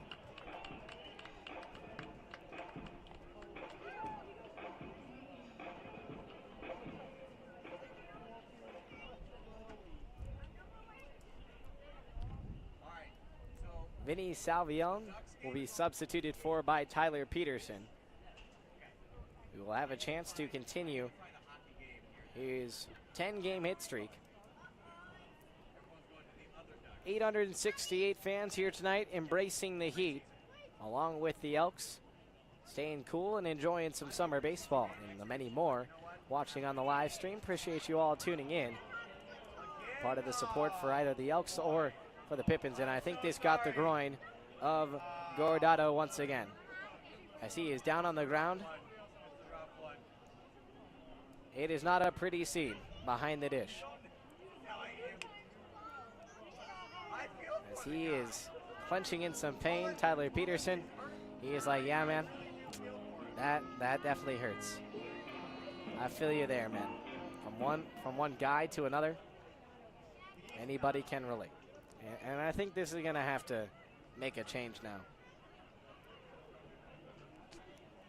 You just got to wonder if he has a cup. It's a valid question in this situation.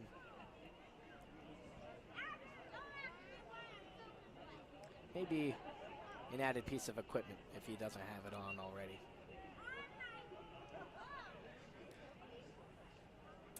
But on other lines, the Elks are winning 7-0 on this Saturday night.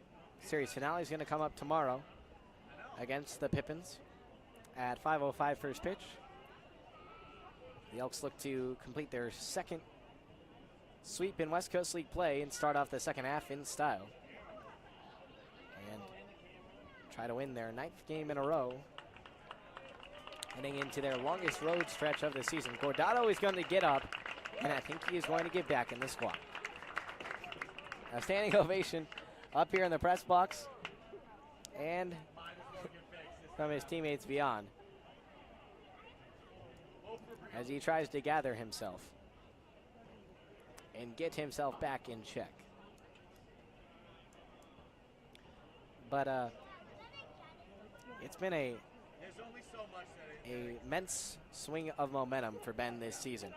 Like I said, they started this season 2-4, but then came back to beat the Drifters on the road on their first road trip of the summer. The Elks since then, after that Springfield trip, came back here at home and swept the Drifters for their first sweep of the summer. First of now 2 sweeps, potentially soon to be 3 sweeps against WCL opponents. And after that, they dropped the series at home against the Portland Pickles. That was their second lost series of the summer. And they headed up to Walla Walla and gutted out a series victory against the Sweets. Turned home to face the Ridgefield Raptors, in which they took 2 of 3 against Ridgefield at home, and then dropped their 3rd series of the summer against Ridgefield on the road at the RORC in a tough offensive series, which the Elks went 25 of 27 scoreless innings.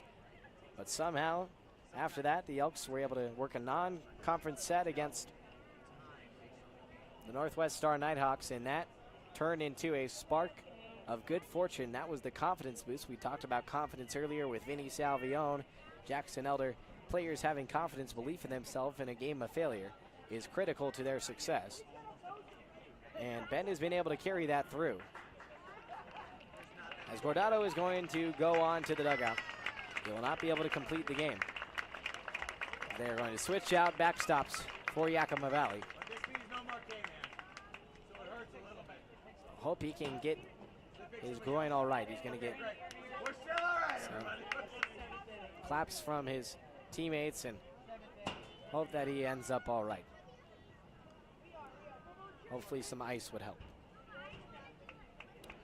But Bend overall has had a much more successful first half of the season and is off to a great start into the second half. As they rounded off that first half with the series sweep of Bellingham, in a place where no one usually sweeps. A team getting swept on their home turf is not very typical. Bend has not been swept on their home turf this season. A strong positive for the Elks. Bend was swept on their home turf last season by the Ridgefield Raptors. That was, I believe, the only time Bend was swept last season, coming off the top of my memory. But I'm pretty positive that was the only time the Elks were swept here at Vince Guenna Stadium. They have not allowed that to happen Oh, actually they did. If I'm remembering right now, they let it happen against the Corvallis Knights. So part of those early season woes that we were talking about have since been wiped away thanks to the Elks' recent offensive success.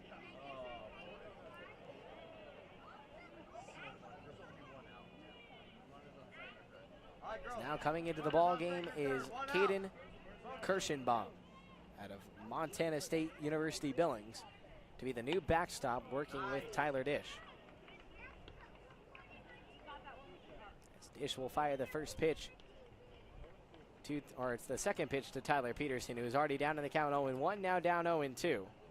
No balls, 2 strikes, and the bases with runners on second and third. 2 runners in scoring position for the Elks, and a chance for Peterson to extend his hit streak to 11. The pitch misses down below the knees for ball 1-2.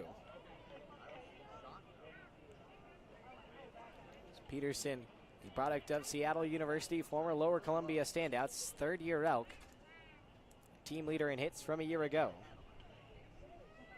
Shining in the sun once again. 1-2. Dip and a rip and a miss on the check swing, and he's going to be thrown at first. As it continues to be a great outing for Tyler Dish. He punches out his 4th batter here today. Just the second out of the inning. For the Elks, number 17, Andrew Guidara. Andrew Guidara will now come in for Isaiah Burke. Substituting in for Isaiah Burke. Guidara with the last homer here at Vince Kenna Stadium. And a 2-run shot against those Raptors a few weeks ago. We'll try and not spoil these runners on second and third scoring opportunity. Jace Miller is out there at third, and Easton Amundsen is at second.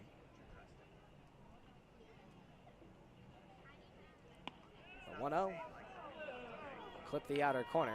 1 ball and 1 strike with 2 down, and a 7-0 lead for the Elks on 7 hits and no errors. What are you doing, bro? The Pips with no runs, 3 hits, and no errors to their name. The 1-1 pitch to the Westmont product. He takes it inside and will dodge out of the way. Caden Kirschenbaum has been able to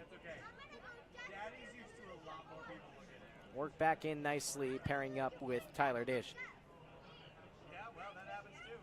Smooth transition from Mo Gordata. Guidaras check swings, but he doesn't come around, and will watch in the turf for ball 3-1.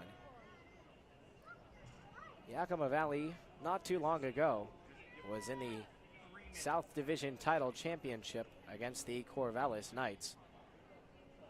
This is a team that has found its way to the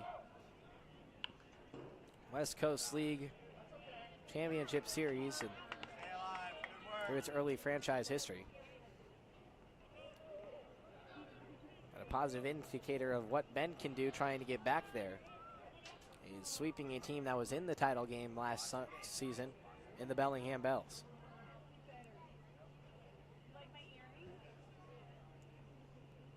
Three-two payoff. Dips down and in for ball 4. Guidara will head on down to first base with a 390. Walks have played part in extending these ball games farther than they should. The sun finally dips down behind those mountains in left center field. Reduces the glare. Hopefully that will help some of you watching on the live stream. Apologies for Mother Nature. And it's Elements. Sacks full for A.B. Covarrubias. Try and work his first base hit as an Elk. He's 0 for 3 thus far today in his season debut with a RBI ground out in the opening inning.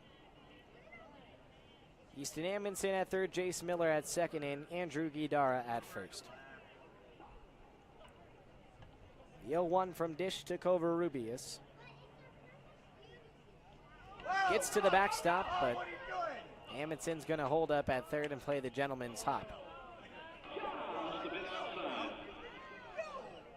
The Elks with a handed lead at 7-0. There is some action going down in the Elks bullpen, so we may see a new hurler. It appears that we'll get to see Brandon Newland next inning in place of Jackson Elder. He worked a fabulous 7 scoreless frames of work for the Elks here today. 1-1. We'll dip below the knees. Ball 2.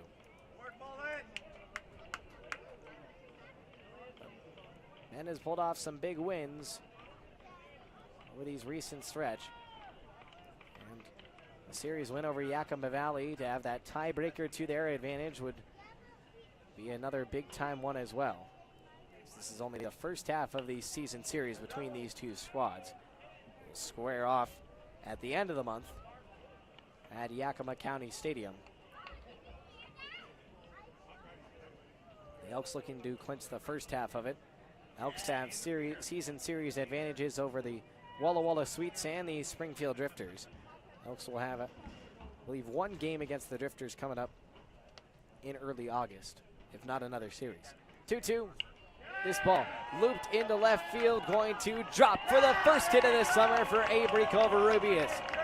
Amundsen and Miller come in to score on the 2-strike, 2-out knock for Avery Covarrubias. Welcome to Ben, young man. 9-0. Elks with the lead. Now batting for Ben, center fielder number 24, Easton Holt. A 2 RBI single marks Avery Covarrubias' first hit of the summer. Comes in the late game and gives Ben that extra bit of insurance, trying to hit that double-digit mark for the 3rd consecutive game and 6th time this season. Tall will take on the inner third. 4 strike 1, 0-1 with 2 down. Tired, but come on, bro.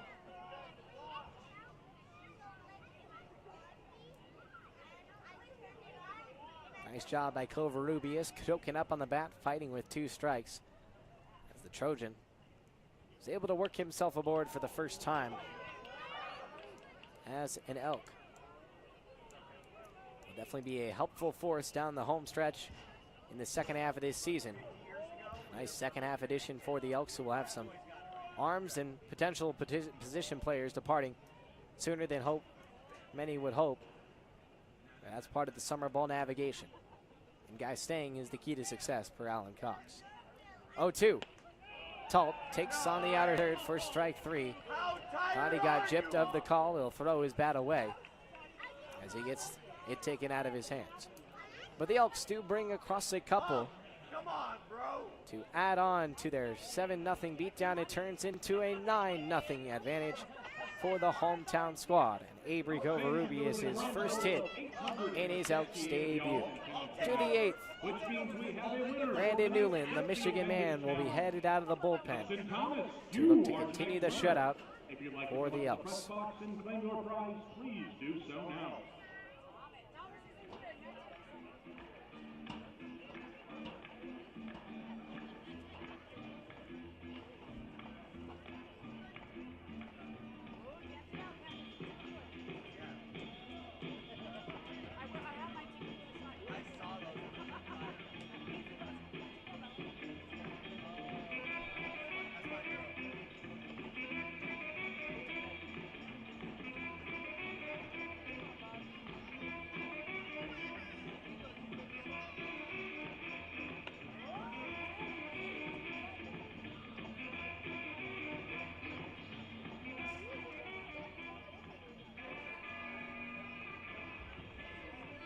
Pitching for the Elks from the University of Michigan, number 37, Brandon Newland.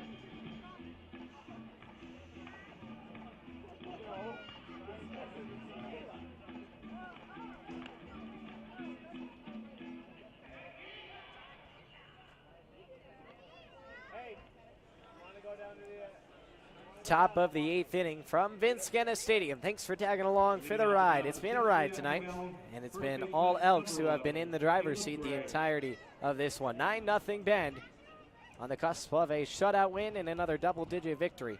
Shall they tack on another in the 8th? Brandon Newland, the Michigan man, will take over the reins and work with his new Mattery mate and Andrew Guidara. Jace Miller still at first. Luke Reese still holding it down at second.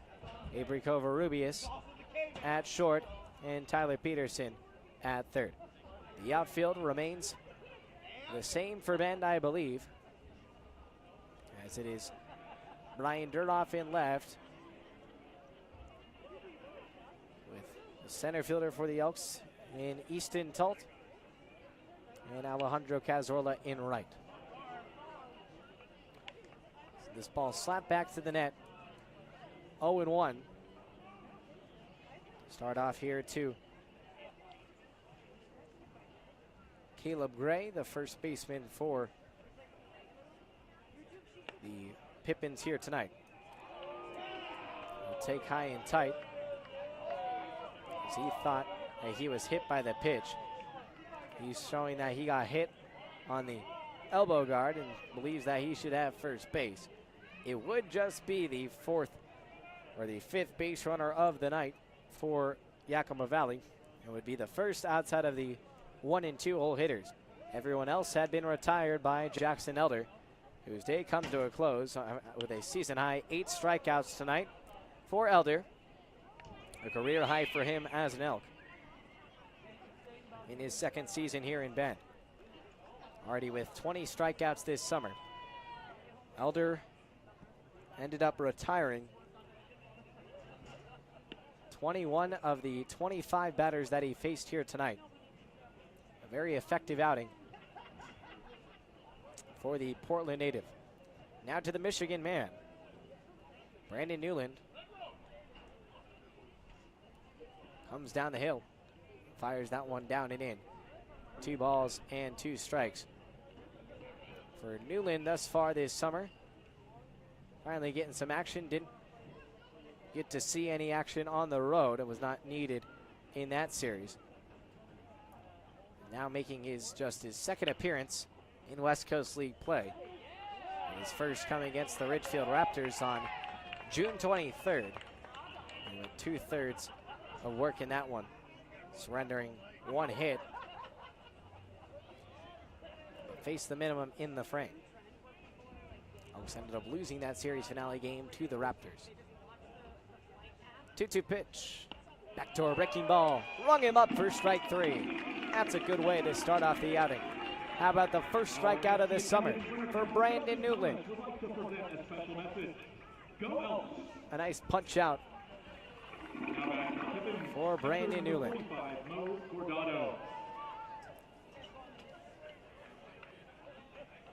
Good start to his second outing of the season.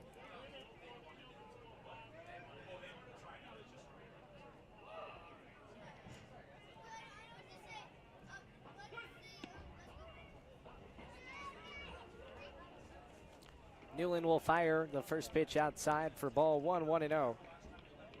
Being substituted for Mo Guardado is, and now behind him in, it actually is Guardado. That ball's going to be caught by Peterson over the head of the railing of the Pippins dugout. It's going to be ruled out. Tough break of the cards, as it was indeed Guardado at the plate who had to come out of the game. He got to hit. The ball is caught by Peterson. I'm not sure what the argument here, whether it was out of play or whether it touched a Pippins player. But a nice play by Peterson. He's been a defensive force for the Elks all season long.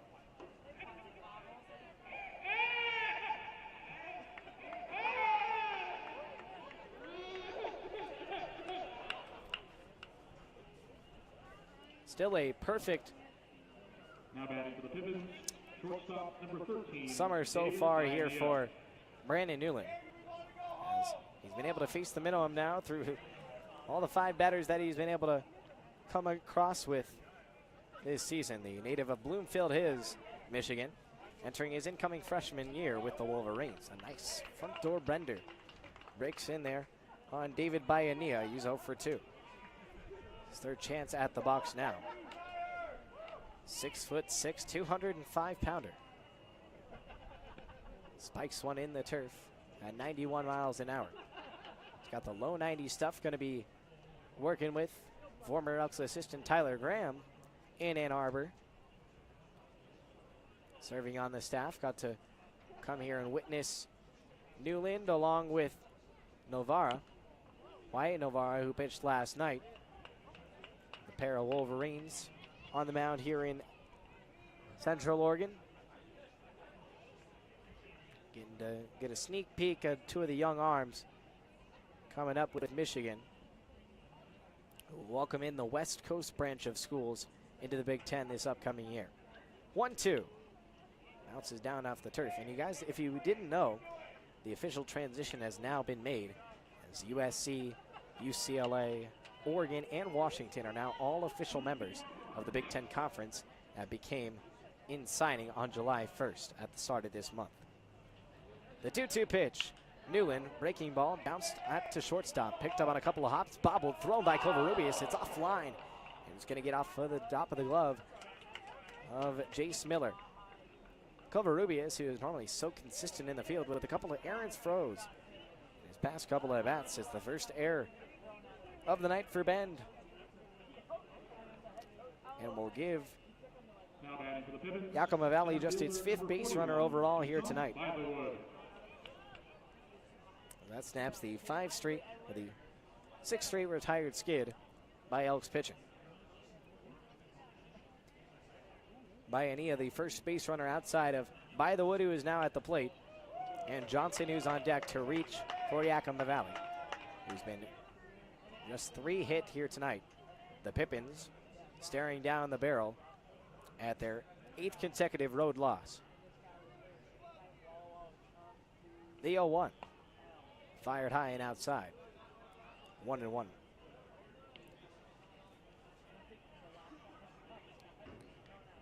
Newland ended up setting a single-season ERA record in his final year at his high school and earned a scholarship at UM. He'll get to live out his dreams at his dad's alma mater, along with his several other family members with him. 1 ball, 2 strikes, 2 down, 9-0 Bend. Newland trying to close it out with his 2nd K in the 8th. It's chipped away and fouled off. It's By the Wood. It's the only Yakima Valley Pippins player with multiple hits today. He's one of 2 with multiple knocks in this series, with Owen Egan, who went 3 for 4 yesterday, has gone quiet today. He's 0 for 4 and awaits in the hole for his opportunity.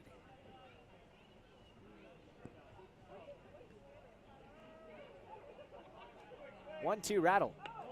Bender will sail above the hands, and it's a deuce a pair.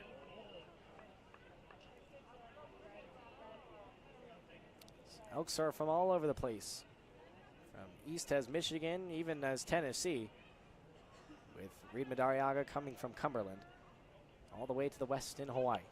2-2, backdoor, strike 3. 2nd strikeout for Brandon Newland. K's up a couple in the 8th. In his first outing in a couple of weeks. Nice job by Newland as Ben pitching continues to be sensational. They'll have 1 more chance at the sticks to add that 10th run, and we'll need 3 more outs from their defense to secure their 4th shutout win and 3rd in WCL play.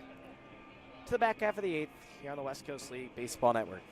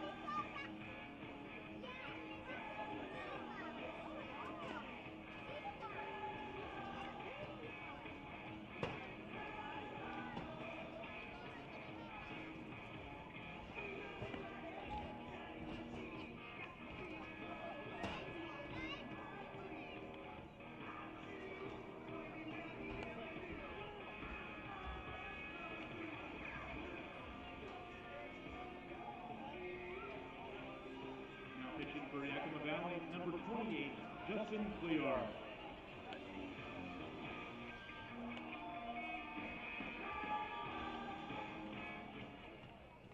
Bottom of the eighth, last chance on the sticks here for Bend to add on to their immense lead. 9-0. Bend has been in the driver's seat. They've been full speed ahead to their 8th straight victory.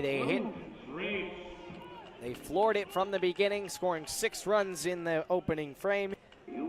Tacked on a sacrifice fly in the 4th, and then a 2-run single from A.B. Covarrubias for his first hit as an Elk. Luke Reese will start off the frame as he pulls one foul. 2, 3, 4 part of the order for Bend. Reese with a 3-game hit streak extended by his first hit tonight. As the new man on the hill for Yakima Valley is Justin Cuellar. Cuellar from UCLA, one of the many Bruins on this Yakima Valley roster. The Bruins have filtered a lot of players through the WCL through the years, including former big leaguer in Matt McLean, the brother of Nick McLean, who was also a former Bellingham Bell and plays at ASU. Looks like we need to give a shout out to our back Cuellar will be an incoming freshman at UCLA this season. He's from Tulare, California.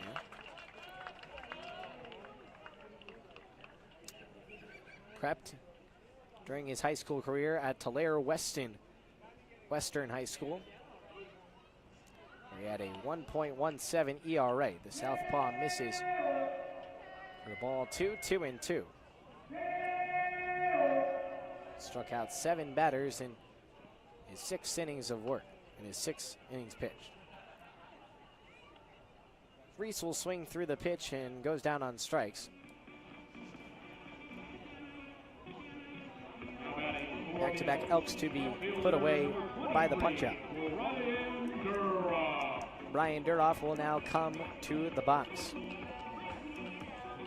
As the hot sun has gone to bed, and the Pippins bats have gone to bed. Pretty much they never woke up. Only 3 hits here today, no runs. Meanwhile, Bend, it seemed like they had an energy drink before, right when they woke up today, and were bouncing all over the place in the opening inning. And then kind of hit the crash over the next few innings, and then jolted back up to add a more productive couple of runs in the last frame from Covarrubias. But it's overall been an electric ride for this Elks offense. It's jump-started itself back into order, back into its regular damage done at the plate after that rough offensive series up on the road in Ridgefield. They found their rhythm once again. This ball is lined down into the left field corner over toward the wall. It'll one-hop the fence. Duroff is into second base. Brian Duroff with the second double of the game for Bend, with 1 out here in the 8th. Duroff, who is an extra base hit machine at St. Mary's this past spring, gets his 3rd double of the summer and his 3rd extra base hit in total this season. It's Easton Amundsen who leads the club with 6 doubles on the summer. Maybe try and switch places and bring home the 10th run for Bend. The 0-1 gets back to the backstop as Duroff will advance 90 feet. And now a sacrifice fly would suffice from Amundsen to bring across the 10th run for Bend in what would be their 40th run over the past 3 games. You heard that right, folks. 40 runs over the past 3 games. The Elks have been relentless at the dish. 1-1 skips away from the catcher, and Brian Duroff has no mercy. He brings home the 10th run for Bend on a back-to-back wild pitches, and the Elks have scored double-digit runs for now the 3rd consecutive game. 40 runs over the past 3 games for Bend. who lead it by 10 here tonight. Lucky number 10 it is, and Brian Duroff locks that down. Working on the double, and then a couple of wild pitches. 3 pitches is all it takes for Duroff to work his way around. The 2-2 to Amundsen.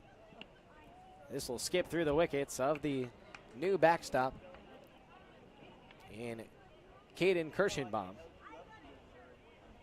Can't keep it in front. Payoff to Amundsen. Came off the bench and walked in his last at bat. He'll bounce it over to the first base side and run it back. Bend outscored Bellingham in the series finale 11-4. Outscored Yakima Valley 19-8 last night, and now lead it 10-0 here tonight. So if you do the math, that's outscoring their opponents over the last 3 games 40-12. This ball is ripped into foul territory off the top of the netting. It clanks right back to the first baseman, Caleb Gray. As the Elks young bat boy will come and give some fresh pearls to the home plate umpire. But those are just some insane statistics, folks. 40 runs over a 3-game stretch. This Elks offense has been on something different lately. They are, I don't know if it's something in the water, but something has gotten into them over these recent games. Everyone, top to bottom, has been able to get involved. That's been the key to their success. This ball laced left center, base hit for Easton Amundsen. His 8th straight game with a hit. Easton continues to be electric. And even without his childhood Easton bat, it doesn't matter. The wood bat wonder continues to work for Amundsen. And NWAC leader in homers a couple of years ago, and the Apple Sox leader with 7 last year. Has been able to line drive and work hots consistently this summer. This ball backhanded in the 6th hole, trying to throw the short way, and he does. Nice play by Baidania to gun out Amundsen. Miller will reach on the fielder's choice. Just got taken away of a base hit. Nice job by Baidania to reach deep into his back pocket. Miller, who doubled in his last at bat, will have to settle for a fielder's choice this time. Alejandro Cazorla will come up. Has a hit here tonight as well. Every base runner in the Elks order has been able to reach for Ben.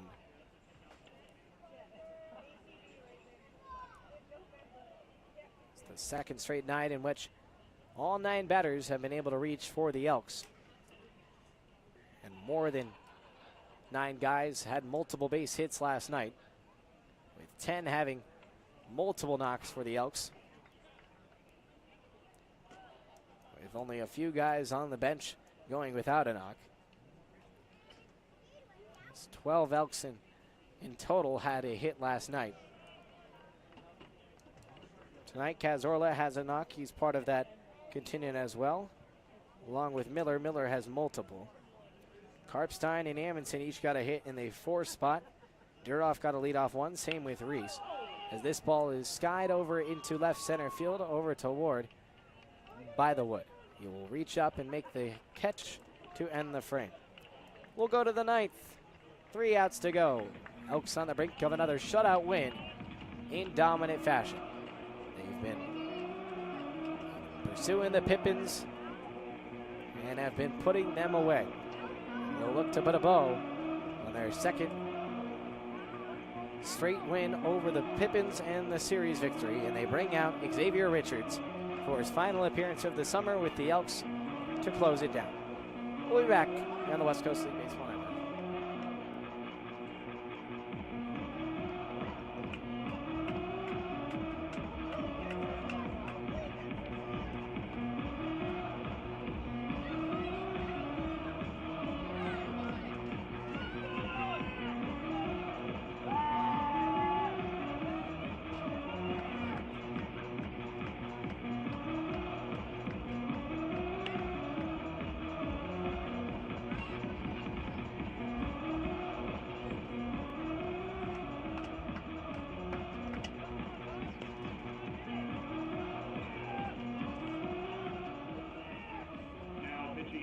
for the Elks from Sacramento State, number 50, Xavier Richards.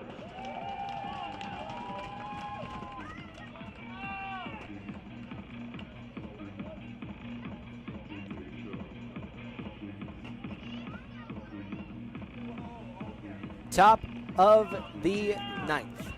Final 3 outs, and the Elks bring in their X factor to cinch up the series victory. Xavier Richards,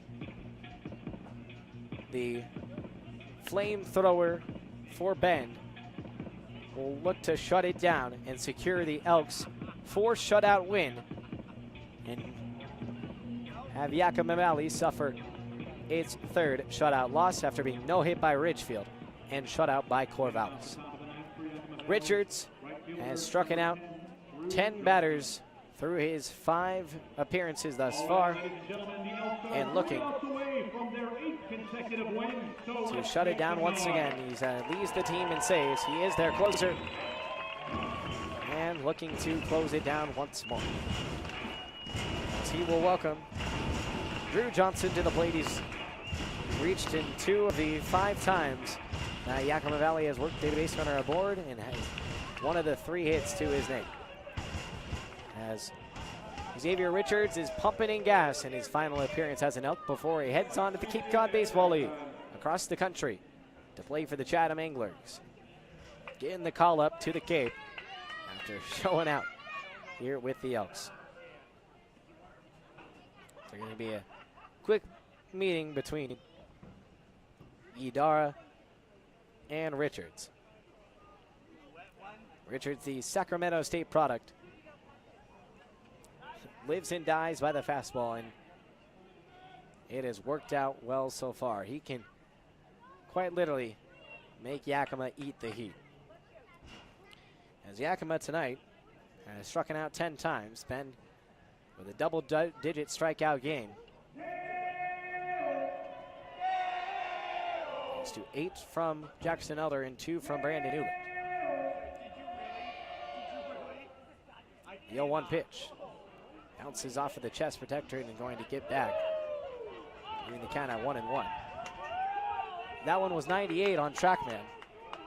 As Richards is really ramping up the velocity here tonight. The previous high I'd seen him top out at was 96.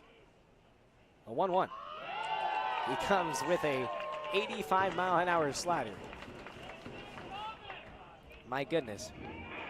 And you see why now, folks, that he is getting the call up to the highest level. 1-2 will bounce off of the chest protector. And it's 2-2. Richards really ramming it in there here tonight. Going out and bend with a bang. 2-2 is swung on and missed. They'll throw it down to first for the first out of the night. Strikeout number 11 for Xavier Richards on the season. Owen Egan will come to the plate. Was at 3 of Yakima Valley's 5 hits yesterday. And he's 0 for 4 today. Hasn't been able to translate the success. Bend on the brink of its 8th straight win. And its 5th consecutive in West Coast League play.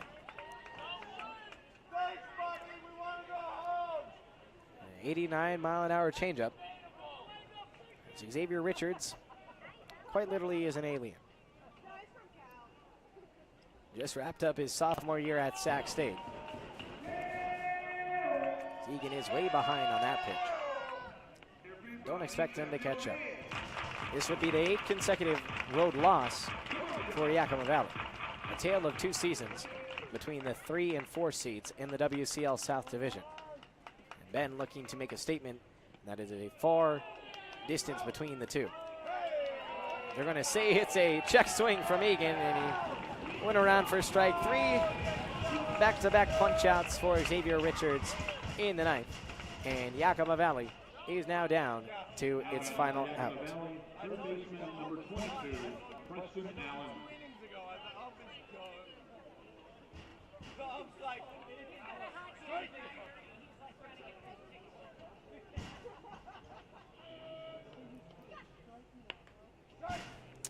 First pitch misses high and away to Preston Allen, the West Coast League leader in hits. Has gone hitless in this series. We'll see if he can keep this game going for at least another at-bat. The 1-0. Wave and a miss, 88-mile-an-hour changeup. That's the contrast for Richards. He'll feed you with the heater and come back with the changeup to keep you guessing on your toes. A 1-1. Spiked in the turf. Now a changeup. Now bounced in the turf. The Elks will improve to 21-11 and 18-11 in West Coast League play. The hottest stretch of the year, the hottest weekend of the year in Bend. 2-1, spikes in the turf, and it does clip Allen's shoe. He's going to get a free pass down to first. And luckily that hit him in the shoe and not another area, as that would have really hurt. He dodges the stinger. And Julian Angelo will come to the plate.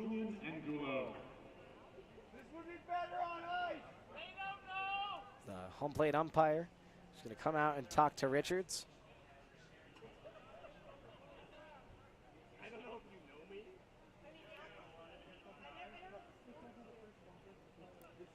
Bend will, barring a base hit from Angelo here or any further damage done, they will cinch up their fourth shutout win of the summer.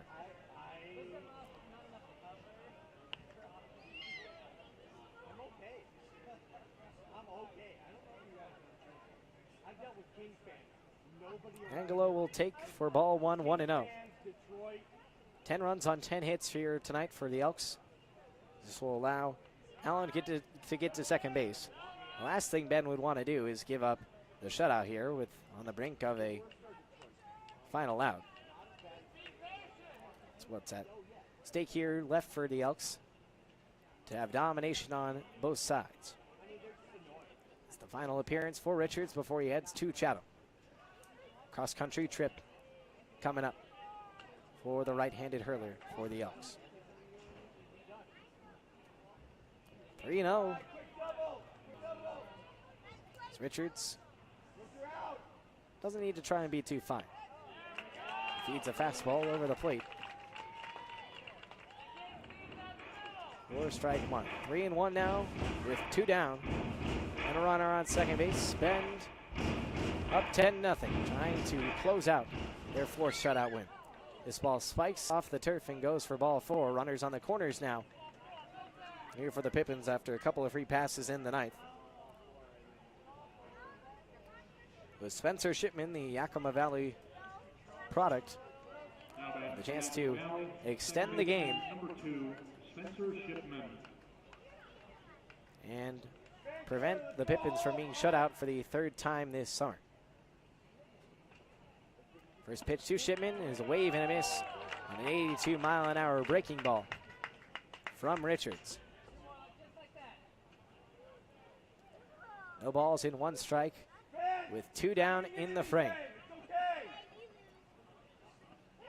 This ball bounced off the chest protector of Guidar, and that will spoil the shutout.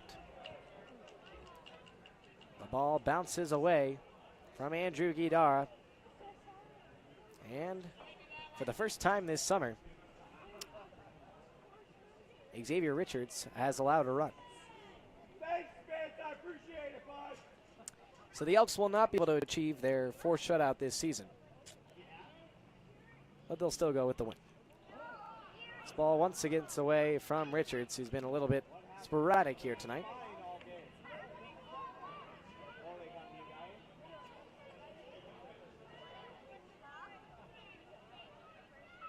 A little bit of a damper to the ending of this one here for the Elks.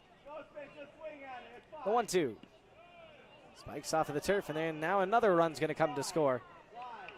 This is a bit of a sloppy ending to a very clean ball game here for Bend. 2 runs come in on wild pitches by Xavier Richards. Preston Allen and Julian Angelo each score. Still no hits in the game in this frame. Only 3 hits for the Pippins. The 2-2 is swung on and missed. Xavier Richards does strike out the side. He gives up a couple of frame runs to end the game. But the Elks still smush the Pippins. They punish them, they pummel them. 10-2 the final score as Ben wins their 8th straight game. The Elks continue their hot streak on the hottest weekend of the summer here in Bend. They win it 10-2 over the Yakima Valley Pippins. They take the first series against the Pippins. They win this series here today in their 8th overall, their 3rd consecutive series victory. Finished with 10 runs on 10 hits with 1 earned run allowed, with 1 error. Surrendering just those 2 final runs by Pippins in the 9th, heading them down to their final out. 3 hits for Yakima Valley in total by the 1 and 2 hole hitters. The Pippins do dodge a shutout for the 3rd time this summer. Bend is victorious for the 8th time in a row. Elks win, Elks win, Elks win. You can say it on, so on, and so forth. Bend will look for its 2nd consecutive West Coast League sweep and 3rd consecutive sweep overall. The Elks have scored 40 runs over their past 3 games and will look to continue their electric offense and keep the flame burning, the flame of success, the torch of belief in the postseason alive into tomorrow. Yakima Valley suffers their 8th consecutive road loss. Ben will look to flex his muscle once again tomorrow here back at Vince Guenna Stadium. For one final time, the final score 10-2. Ben wins their 3rd consecutive game in double digits. Their domination continues at the dish. For our entire crew who makes it happen, I'm Blake Neiman signing off. The Elks take the series over Yakima Valley. Sweeps looking to happen tomorrow at 5:05. See you then.